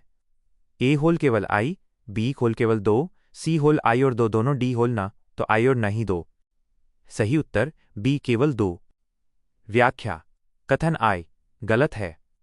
मिलनकोविच चक्र पृथ्वी की कक्षा ऑर्बिट में होने वाले परिवर्तनों जैसे कक्षीय उत्केंद्रता अक्षीय झुकाव के कारण होते हैं, न कि सूर्य के चुंबकीय क्षेत्र के कारण। कथन 2 सही है। ये चक्र हजारों वर्षों की अवधि में पृथ्वी की जलवायु और हिमयुगों आइस एजेस के आने जाने को प्रभावित करते हैं। Q65 हाल ही में खबरों में आए फैंटम कैपिटल शब्द का सबसे सटीक वर्णन निम्नलिखित में से कौन सा विकल्प करता है? ए फुल वेंचर कैपिटल द्वारा कर छूट का लाभ उठाकर स्टार्टअप्स में किया गया निवेश। बी अत्यधिक अस्थिर FPI निवेश। सी बहुराष्ट्रीय निगमों के कर बिलों को कम करने के लिए विशेष रूप से किया गया FDI। डी होल रक्षा और स्वास्थ्य सेवा क्षेत्रों में विशेष प्रयोजन वाला FDII। सही उत्तर सी बहुराष्ट्रीय निगमों के कर बिलों को कम करने के लिए विशेष रूप से किया गया FDI।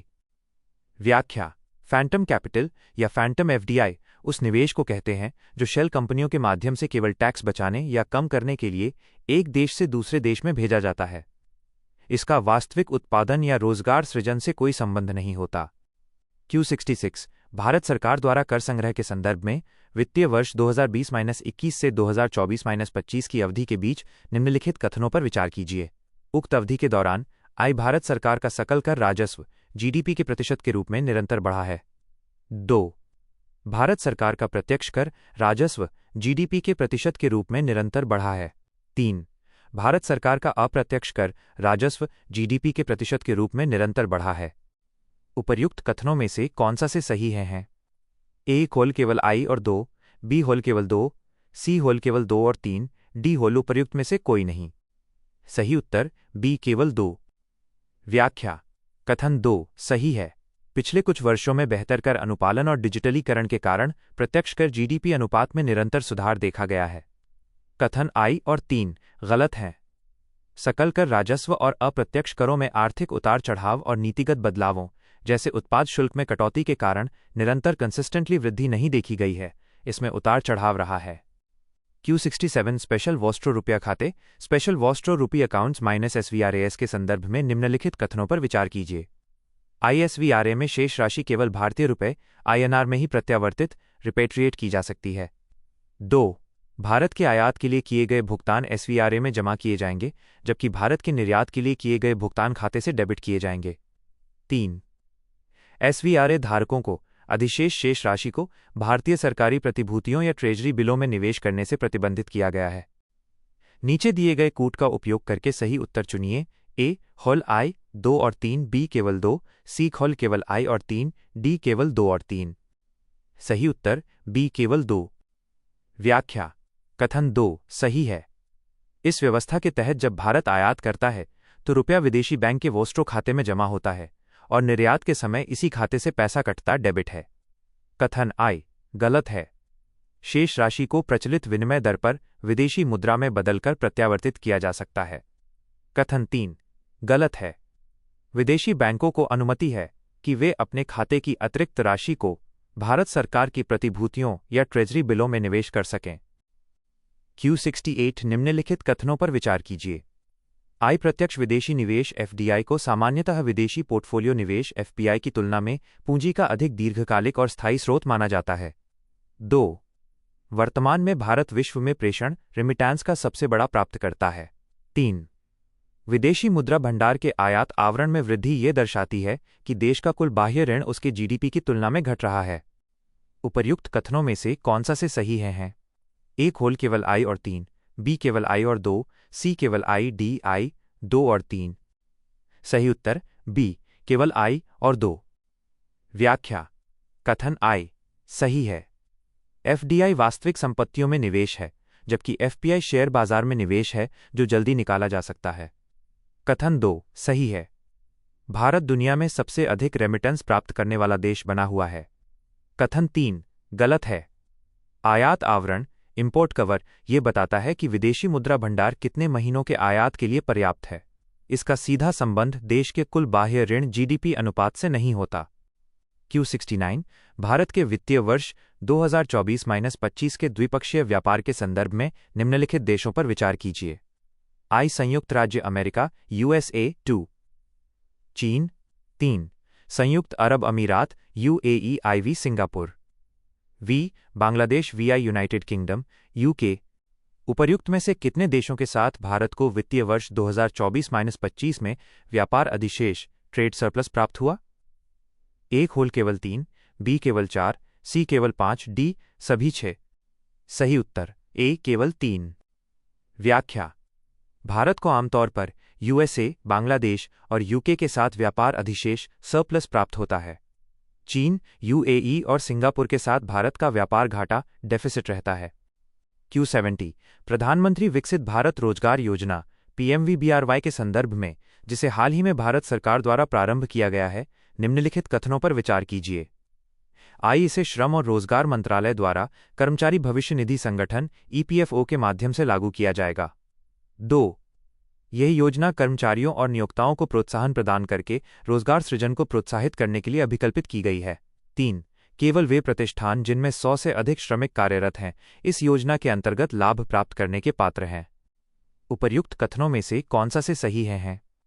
A होल केवल I और 2, B होल केवल 2 और 3, C होल केवल I और 3, D होल I 2 और 3। सही उत्तर A केवल I और 2। व्याख्या कथन I और 2 सही हैं। ये योजना EPFO के माध्यम से औपचारिक क्षेत्र में रोजगार बढ़ाने के लिए सब्सिडी प्रोत्साहन देती है। कथन 3 गलत है। यह योजना छोटे और मध्यम स्तर के प्रतिष्ठानों के लिए भी खुली है, केवल 100 जोड़ श्रमिकों वाले प्रतिष्ठानों तक सीमित नहीं है। Q71 भारतीय स्वतंत्रता संग्राम के संदर्भ में किसने मूकनायक तथा बहिष्कृत भारत समाचार पत्रों की शुरुआत की थी? A Mahatma Gandhi, B BR Ambedkar, C Jyotiba Phule, D EV Ramaswamy Naikar. सही उत्तर B BR अम्बेडकर। व्याख्या डॉक्टर अम्बेडकर ने 1920 में मूकनायक और 1927 में बहिष्कृत भारत शुरू किया था ताकि दलितों और शोषितों की समस्याओं को समाज के सामने लाया जा सके। Q72 प्रारंभिक बौद्ध धर्म ग्रंथों के संदर्भ में जातक, जटाकास जो बुद्ध के पूर्व जन्मों का वर्णन करते हैं, तथा धम्मपद, धम्मपड़ा जो बुद्ध के नैतिक उपदेशों का संग्रह है, निम्नलिखित में से किसमें सम्मिलित हैं? A खोल दीघ निकाय, B अंगुत्तर निकाय, C संयुक्त निकाय, D खुद्दक निकाय। सही उत्तर D खुद्दक निकाय।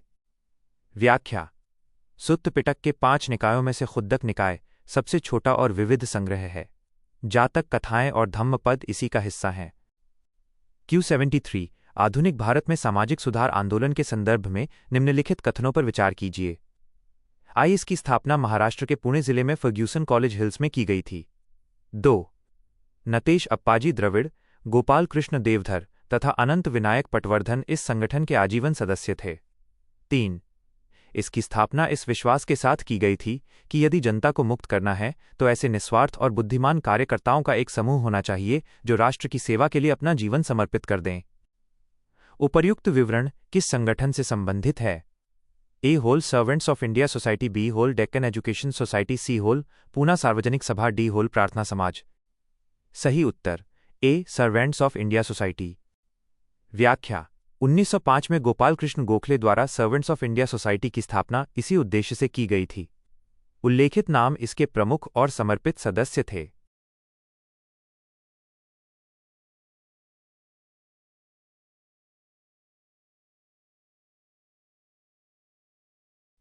Q74 कॉर्नवालिस द्वारा प्रारंभ किए गए स्थायी बंदोबस्त के संदर्भ में निम्नलिखित में से कौन सा कथन सही है? A इस व्यवस्था के अंतर्गत भूमि का प्रतिवर्ष पुनः सर्वेक्षण किया जाता था और राजस्व दरों में वृद्धि की जाती थी। B फुल इस व्यवस्था के अंतर्गत राज्य बंगाल में कृषि विस्तार और विकास का प्रत्यक्ष पर्यवेक्षण करता था। इस व्यवस्था के अंतर्गत भूमि पर स्वामित्व अधिकार जमींदारों को प्रदान किए गए थे, जिन्हें सरकार को निश्चित राजस्व का भुगतान करना होता था। डी, इसने जमींदारी अधिकारों को समाप्त कर भूमि का स्वामित्व कृषक किसानों को हस्तांतरित कर दिया। सही उत्तर सी, इस व्यवस्था के अंतर्गत भूमि पर स्वामित्व अधिकार जमींदारों को प्रदान किए गए थे, जिन्हें सरकार को निश्चित राजस्व का भुगतान करना होता था। व्याख्या। विकल्प सी सही है। 1793 के स्थायी बंदोबस्त में जमींदारों को भूमि का मालिक बनाया गया और सरकार का राजस्व हमेशा के लिए स्थायी रूप से तय कर दिया गया। विकल्प ए गलत है। ये रैयतवाड़ी या महलवाड़ी में संभव था। स्थायी बंदोबस्त में दरें नहीं बदली जाती थीं। विकल्प बी गलत है। कंपनी ने कृषि विकास की जिम्मेदारी जमींदारों पर छोड़ दी थी, वो खुद पर्यवेक्षण नहीं करती थी। विकल्प डी गलत है। जमींदारी अधिकारों को समाप्त करने के बजाय उन्हें और मजबूत किया गया था। Q75 ब्रिटिश शासन के संदर्भ में निम्नलिखित घटनाओं पर विचार कीजिए।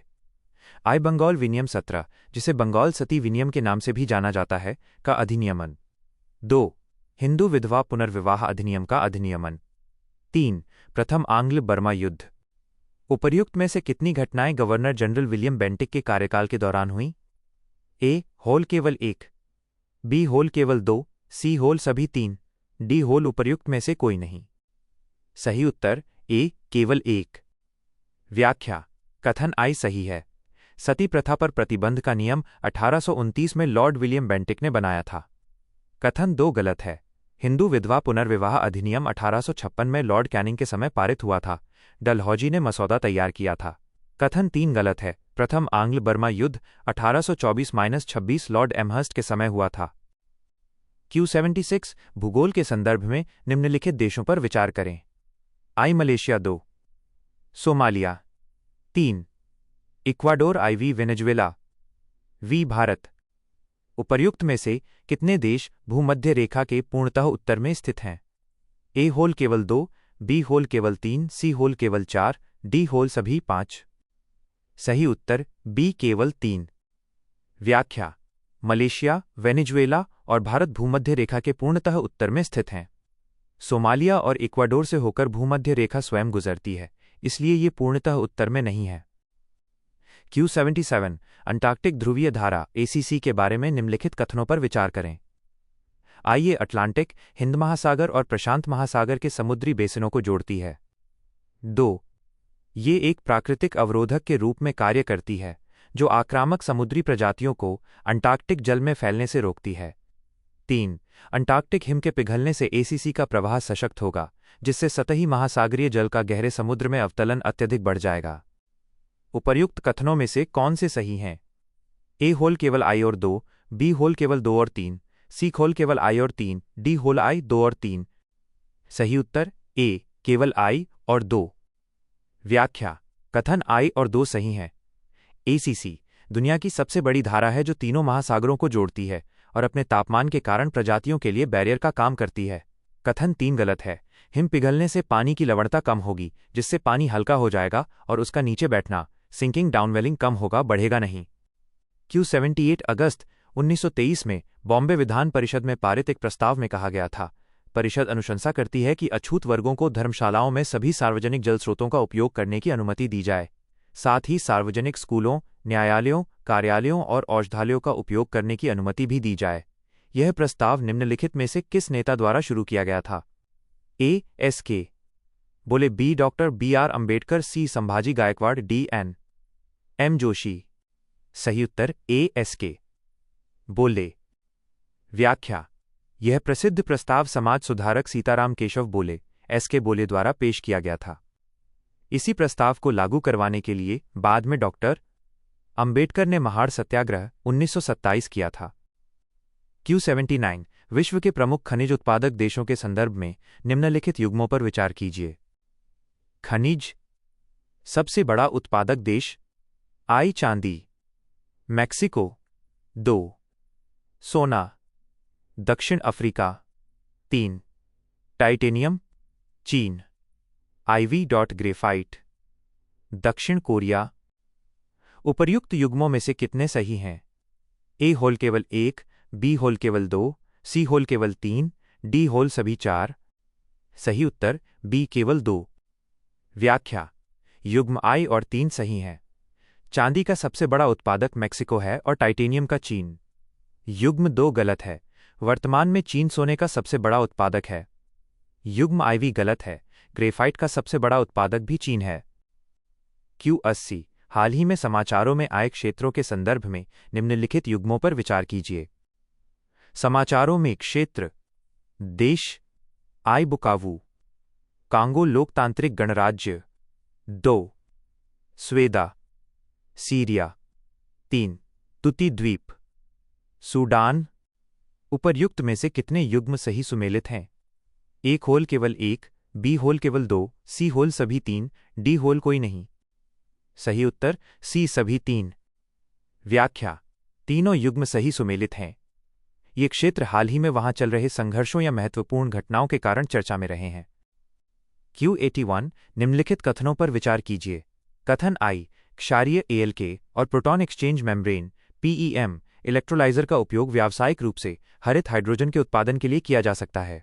कथन 2 इलेक्ट्रोलाइजर विद्युत अपघटन की प्रक्रिया द्वारा जल को हाइड्रोजन और ऑक्सीजन में विभाजित करते हैं।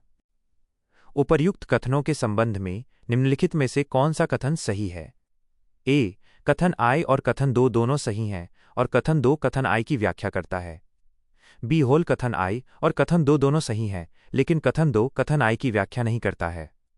C होल कथन I सही है, लेकिन कथन 2 सही नहीं है। D होल कथन I सही नहीं है, लेकिन कथन 2 सही है। सही उत्तर A कथन I और कथन 2 दोनों सही हैं और कथन 2 कथन I की व्याख्या करता है। व्याख्या: हरित हाइड्रोजन बनाने के लिए इलेक्ट्रोलाइजर का उपयोग होता है और ये उपकरण पानी को बिजली के जरिए तोड़कर हाइड्रोजन अलग करता है। चूंकि ALK और PEM इसी प्रक्रिया कथन 2 पर आधारित तकनीकें हैं, इसलिए वे हरित हाइड्रोजन बनाती हैं। Q82 पेरोवस्काइट सौर सेल के संबंध में निम्नलिखित कथनों पर विचार कीजिए। I ये सूर्य के प्रकाश में उत्कृष्ट दीर्घकालिक स्थिरता प्रदर्शित करते हैं और आमतौर पर सूर्य के प्रकाश या नमी के संपर्क में आने पर खराब नहीं होते हैं। 2 सिलिकॉन आधारित सौर सेल की तुलना में वर्तमान में पेरोवस्काइट सेल का निर्माण बहुत महंगा है, लेकिन इनकी दक्षता सिलिकॉन सेल की तुलना में लगभग 3 गुना अधिक है। 3 इनमें सीसा जैसी कुछ विषैली भारी धातुओं की उपस्थिति के कारण इनका निपटान पर्यावरणीय चिंता का विषय हो सकता है। उपर्युक्त कथनों में से कौन सा से सही है? A होल केवल 3, B होल केवल 2 और 3, C होल केवल I और 2। सही उत्तर A केवल 3। व्याख्या: कथन 3 सही है। इनमें लेड सीसा का उपयोग होता है जो पर्यावरण के लिए हानिकारक है। कथन I गलत है। इनकी सबसे बड़ी समस्या ही स्थिरता स्टेबिलिटी है। ये नमी और गर्मी में जल्दी खराब हो जाते हैं। कथन 2 गलत है। इनका निर्माण सिलिकॉन की तुलना में सस्ता है, लेकिन इनकी दक्षता अभी 3 गुना अधिक नहीं है। दोनों लगभग समान स्तर 25-30% पर हैं। Q83 निम्नलिखित पदार्थों पर विचार कीजिए।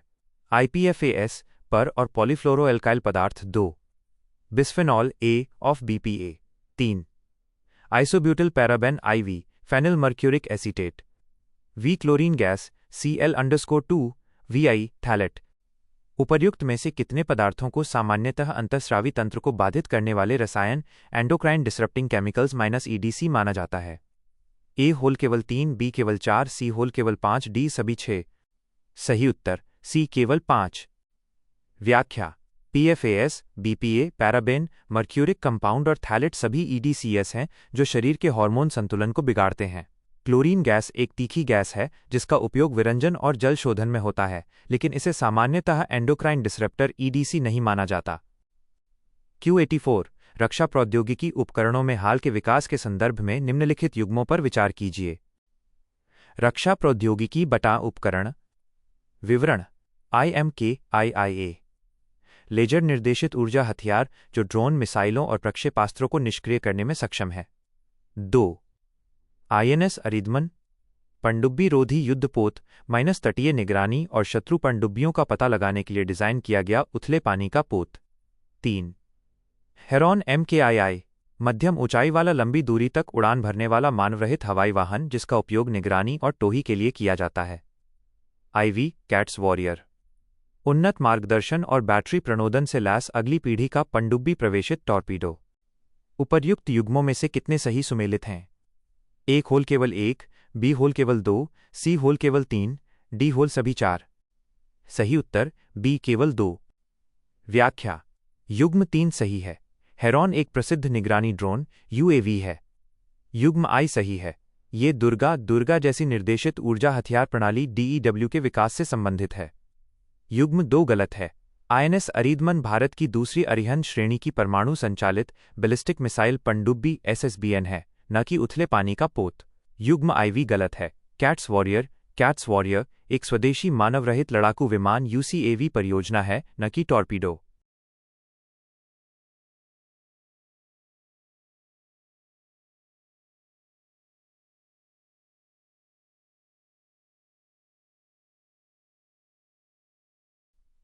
Q85 हाल ही में समाचारों में आए India green finance facility IGFF निम्नलिखित में से किसके बीच साझेदारी में शुरू की गई एक मिश्रित वित्त पहल है? A whole green climate fund और एशियाई विकास bank, B whole green climate fund और विश्व bank, C whole global environment facility और एशियाई विकास bank, D whole global environment facility और विश्व बैंक। सही उत्तर A whole green climate fund और एशियाई विकास बैंक। व्याख्या विकल्प A सही है।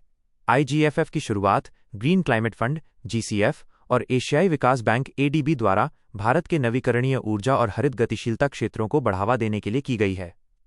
अन्य विकल्प गलत हैं क्योंकि वे इस विशिष्ट साझेदारी का हिस्सा नहीं हैं। Q86 भारत के संविधान के अनुच्छेद 123 के अंतर्गत भारत के राष्ट्रपति की अध्यादेश जारी करने की शक्ति के संदर्भ में निम्नलिखित में से कौन सा से कथन सही है? I उनके द्वारा जारी किया गया अध्यादेश संसद के अधिनियम के समान ही प्रभावी होगा। 2 वे किसी ऐसे प्रावधान के संबंध में अध्यादेश जारी नहीं कर सकते जिसके लिए संसद कानून बनाने के लिए सक्षम नहीं है। नीचे दिए गए कूट का प्रयोग कर सही उत्तर चुनिए। A होल केवल I, B होल केवल 2, C होल I और 2 दोनों, D होल न तो I और न ही 2। सही उत्तर C I और 2 दोनों। व्याख्या कथन I सही है। अनुच्छेद 123 के तहत जारी अध्यादेश का बल और प्रभाव संसद के अधिनियम के समान ही होता है। कथन 2 सही है। अध्यादेश की शक्ति संसद की विधायी शक्तियों के सहविस्तृत कोएक्सटेंसिव है। राष्ट्रपति केवल उन्हीं विषयों पर अध्यादेश ला सकते हैं जिन पर संसद कानून बना सकती है। Q87 राष्ट्रीय खेल शासन अधिनियम 2025 के संदर्भ में निम्नलिखित निकायों पर विचार कीजिए। I राष्ट्रीय खेल बोर्ड NSB 2, राष्ट्रीय खेल न्यायाधिकरण NST 3, राष्ट्रीय खेल निर्वाचन पैनल NSEP IV, राष्ट्रीय डोपिंग रोधी एजेंसी नाडा V, राष्ट्रीय खेल आचार आयोग NSEC। उपर्युक्त में से कितने राष्ट्रीय खेल शासन अधिनियम 2025 के तहत स्थापना के लिए प्रावधानित हैं? A होल केवल 2, B होल केवल 3, C होल केवल 4, D होल सभी 5। सही उत्तर B केवल 3। व्याख्या प्रस्तावित अधिनियम के तहत नए निकायों के रूप में राष्ट्रीय खेल बोर्ड NSB, राष्ट्रीय खेल न्यायाधिकरण NST और राष्ट्रीय खेल निर्वाचन पैनल NSEP की स्थापना का प्रावधान है। नाडा पहले से ही राष्ट्रीय डोपिंग रोधी अधिनियम 2022 के तहत एक वैधानिक निकाय है।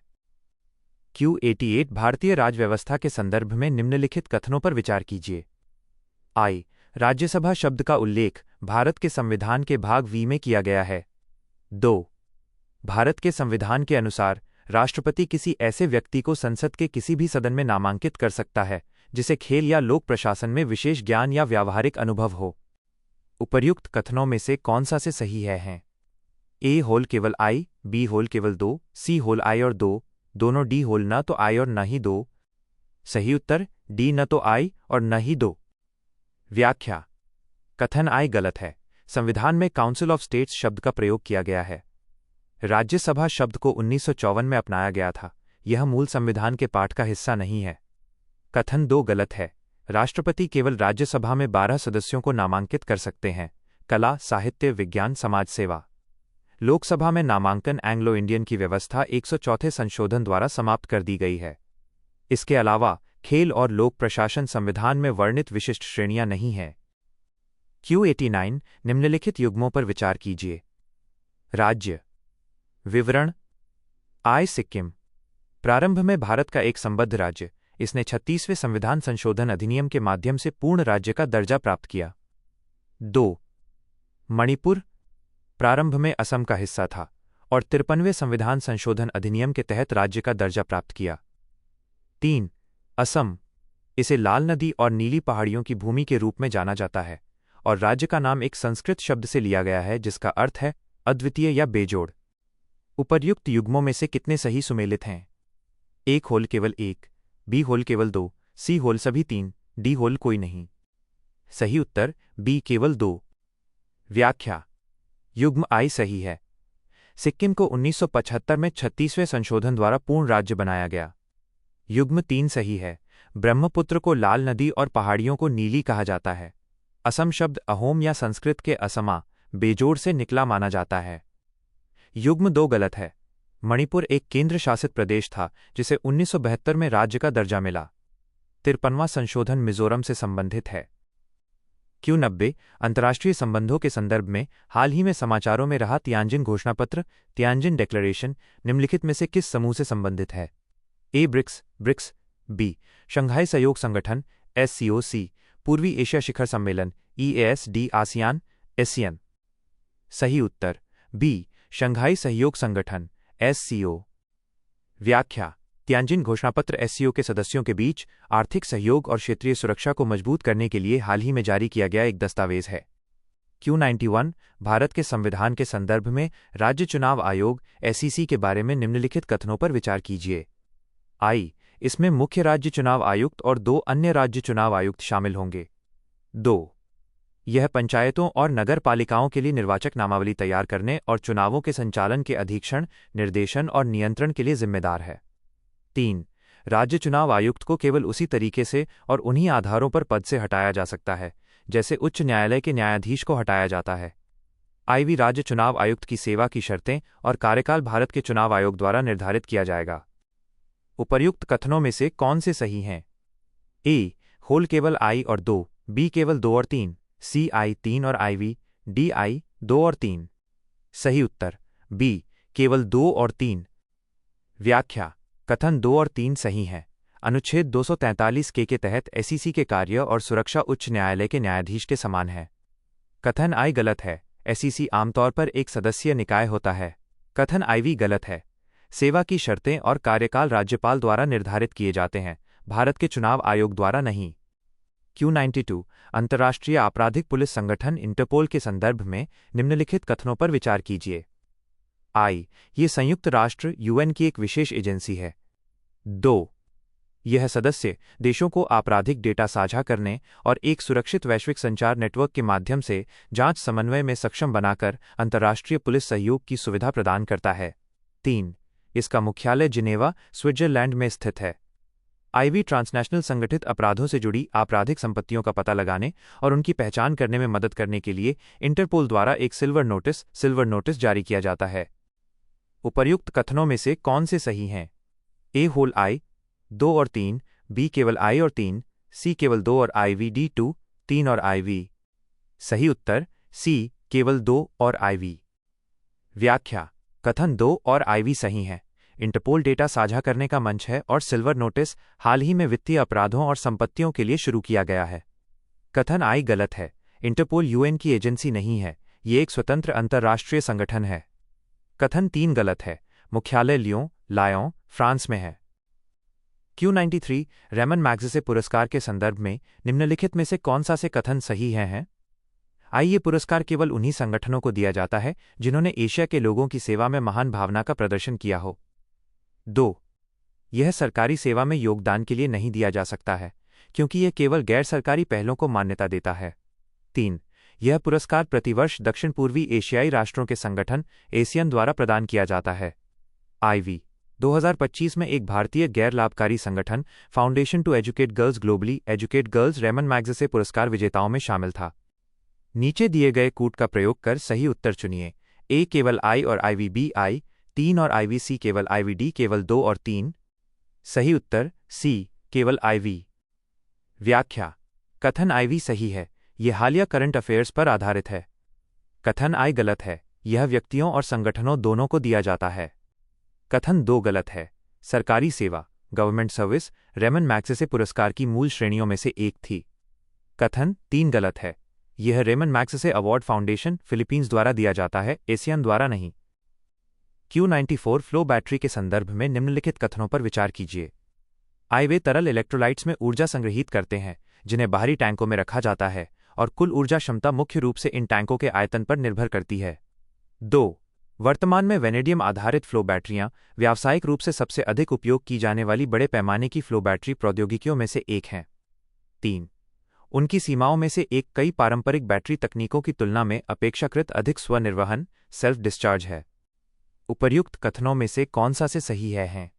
ए होल आई 2 और 3, बी केवल 2 और 3, सी केवल आई, डी केवल आई और 2। सही उत्तर डी केवल आई और 2।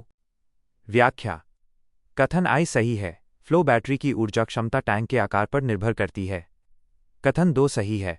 वेनेडियम रिडॉक्स फ्लो बैटरी सबसे परिपक्व तकनीक है। कथन 3 गलत है। फ्लो बैटरी का मुख्य लाभ उनका बहुत कम स्वनिर्वहन लो सेल्फ डिस्चार्ज है, क्योंकि इलेक्ट्रोलाइट्स को अलग टैंकों में सुरक्षित रखा जाता है।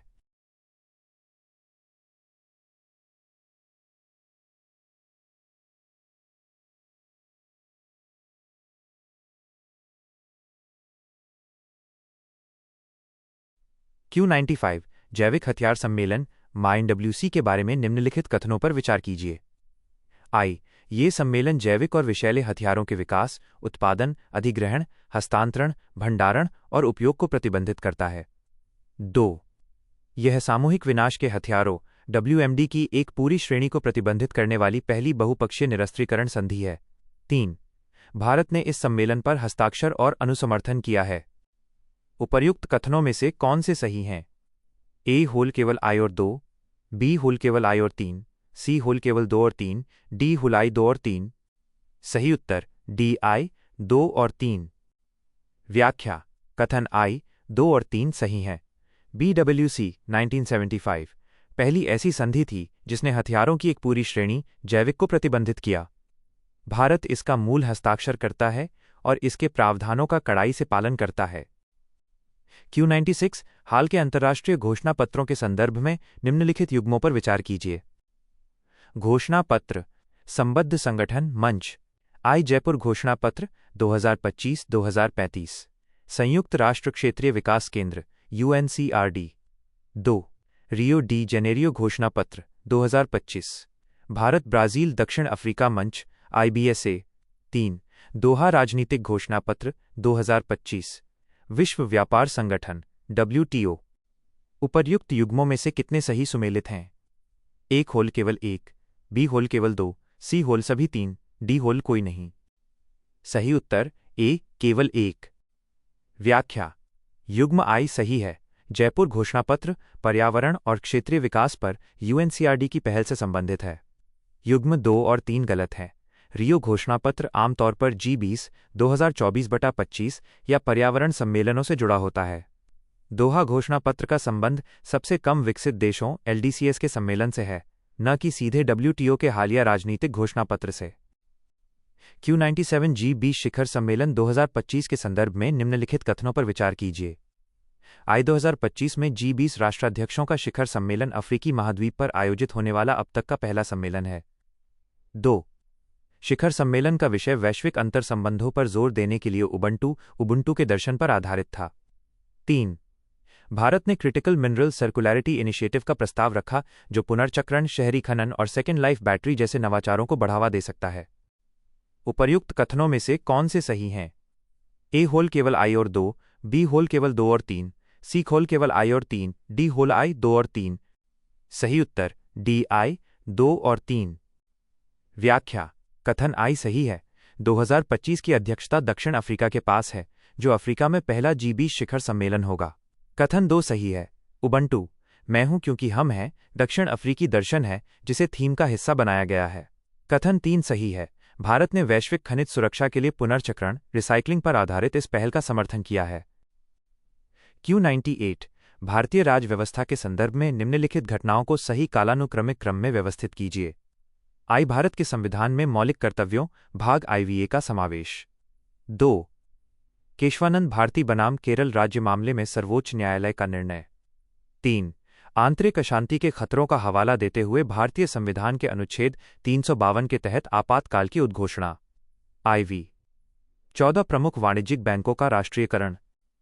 नीचे दिए गए कूट का प्रयोग कर सही उत्तर चुनिए। A IV-3 2 IB 2 IV 2 3 IC IV-2 3 ID 2 I 3 IV। सही उत्तर C IV-2 3 I। व्याख्या। IV बैंकों का राष्ट्रीयकरण 1969। 2. केशवानंद भारती केस 1973। 3 आपातकाल आंतरिक अशांति 1975। आई मौलिक कर्तव्य 42वां संशोधन 1976। Q99 भारत के राष्ट्रगान के संदर्भ में निम्नलिखित में से कौन से कथन सही हैं? आई राष्ट्रगान के पूर्ण संस्करण को बजाने का समय लगभग 52 सेकंड है। 2 राष्ट्रगान के संक्षिप्त संस्करण को बजाने का समय लगभग 20 सेकंड है। 3 राष्ट्रीय ध्वज फहराने के मामले में राष्ट्रगान का पूर्ण संस्करण बजाना अनिवार्य है। आईवी समाचार चित्र, न्यूज़रील या वृत्तचित्र के दौरान यदि राष्ट्रगान फिल्म के हिस्से के रूप में बजाया जाता है तो दर्शकों के लिए सावधान की मुद्रा में खड़ा होना अनिवार्य है। नीचे दिए गए कूट का प्रयोग कर सही उत्तर चुनिए। ए आई 2 3 और आईवी बी केवल आई और 2, सी केवल 3 और आईवी डी केवल आई 2 और 3। सही उत्तर बी केवल आई और 2। व्याख्या कथन आई और 2 सही हैं। पूर्ण गान 52 सेकंड और संक्षिप्त गान प्रथम और अंतिम पंक्तियां 20 सेकंड का होता है। कथन 3 गलत है। ध्वज फहराते समय राष्ट्रगान बजाना सम्मानजनक है, लेकिन हर छोटे अवसर पर यह कानूनी रूप से अनिवार्य नहीं है। कथन आईवी गलत है। सुप्रीम कोर्ट के निर्देशों के अनुसार यदि राष्ट्रगान किसी फिल्म या न्यूज़रील का हिस्सा है तो दर्शकों को खड़ा होना अनिवार्य नहीं है, क्योंकि इससे फिल्म के प्रवाह में बाधा आती है। Q100 भारत में सरकारी योजनाओं के संदर्भ में निम्नलिखित जानकारी पर विचार कीजिए। योजना, नोडल मंत्रालय, योजना का प्रकार। आई प्रधानमंत्री स्वनिधि, आवास और शहरी मामलों के मंत्रालय, केंद्र प्रायोजित योजना। 2 कायाकल्प और शहरी परिवर्तन के लिए अटल मिशन एमरूट, सड़क परिवहन और राजमार्ग मंत्रालय, केंद्र प्रायोजित योजना। 3 प्रधानमंत्री ग्राम सड़क योजना, ग्रामीण विकास मंत्रालय, केंद्रीय क्षेत्र की योजना। उपर्युक्त पंक्तियों में से कितनी सही सुमेलित हैं? ए होल केवल 1, बी होल केवल 2, सी होल सभी 3, डी होल कोई नहीं। सही उत्तर डी कोई नहीं। व्याख्या पंक्ति आई गलत है। पीएमएसवीए निधि एक केंद्रीय क्षेत्र की योजना सेंट्रल सेक्टर स्कीम है। पंक्ति 2 गलत है। एमरूट आवास और शहरी मामलों के मंत्रालय के अधीन है, न कि सड़क परिवहन। पंक्ति 3 गलत है। पीएमजीएसवाई एक केंद्र प्रायोजित योजना सेंट्रली स्पॉन्सर्ड स्कीम है, जहां केंद्र और राज्य लागत साझा करते हैं।